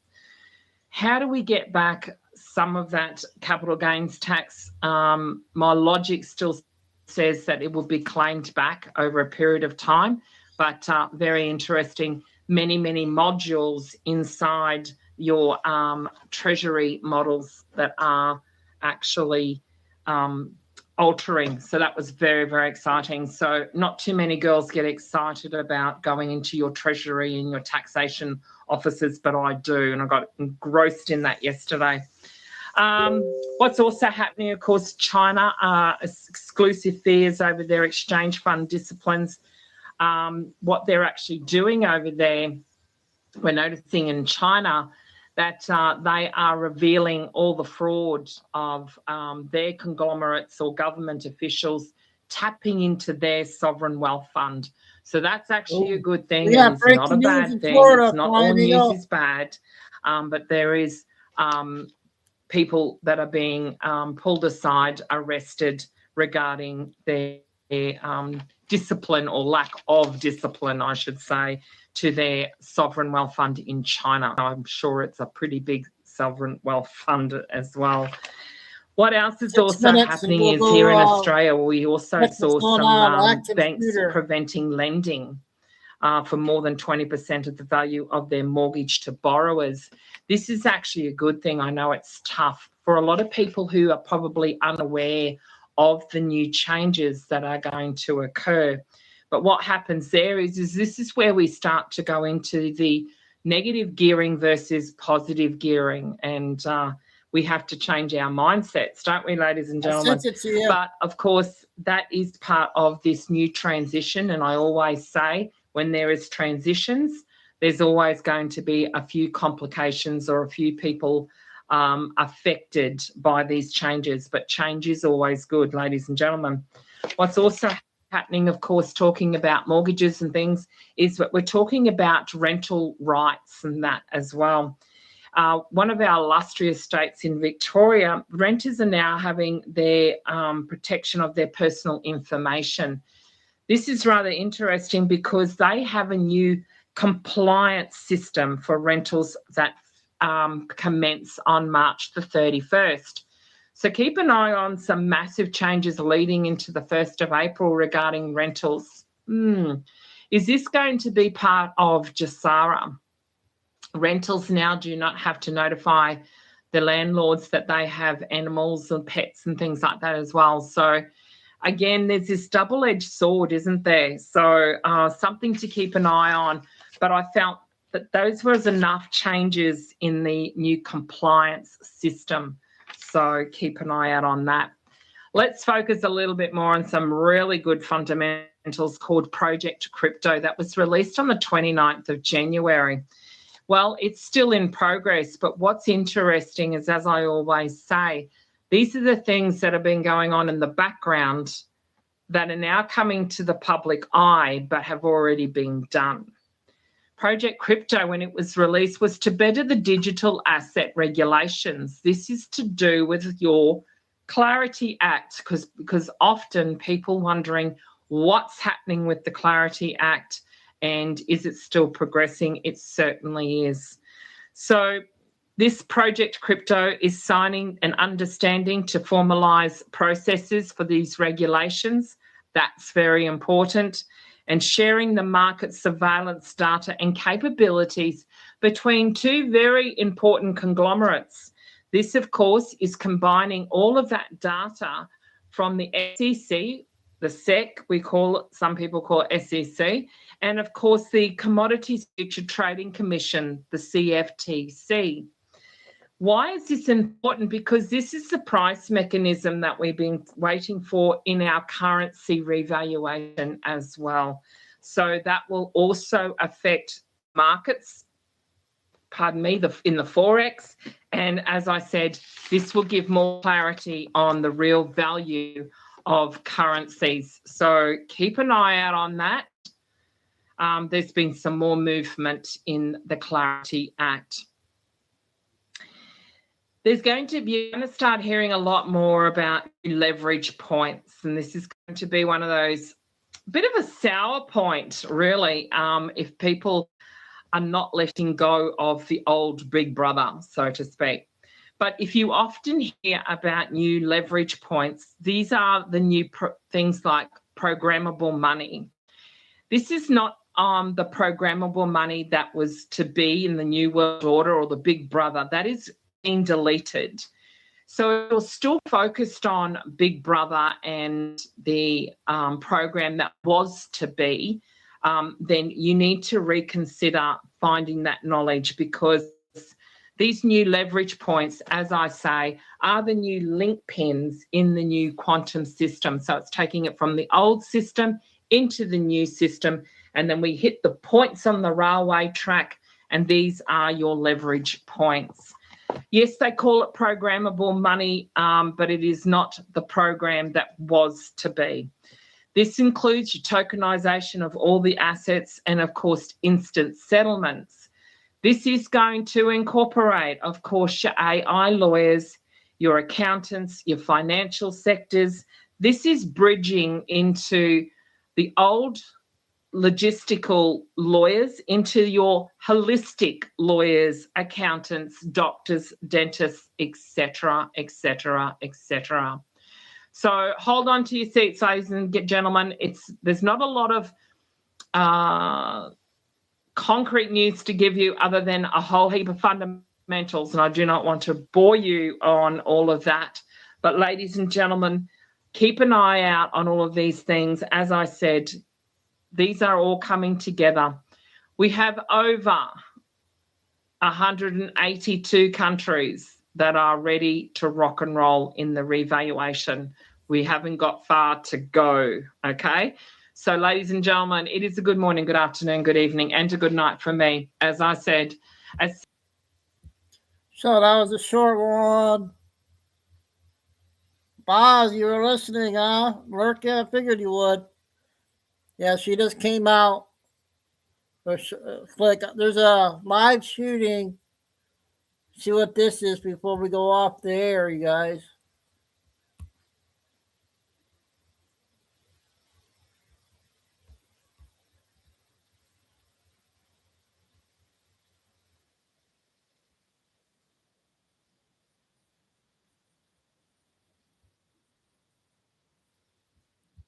Goes off the scene. Let's see what they're saying on Facebook. We're in the hood. Police launched an investigation into a shooting. The lady said it was some white boys.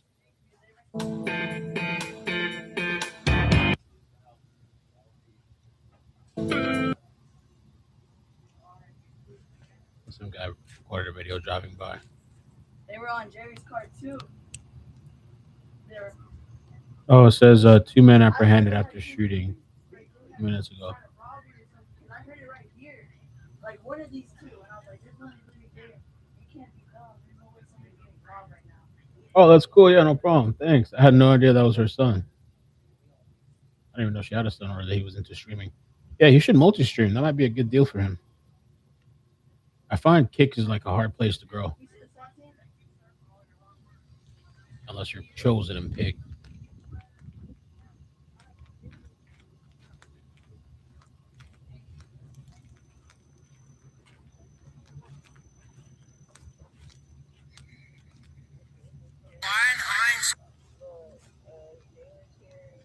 Go ahead. Now you can see how you go ahead.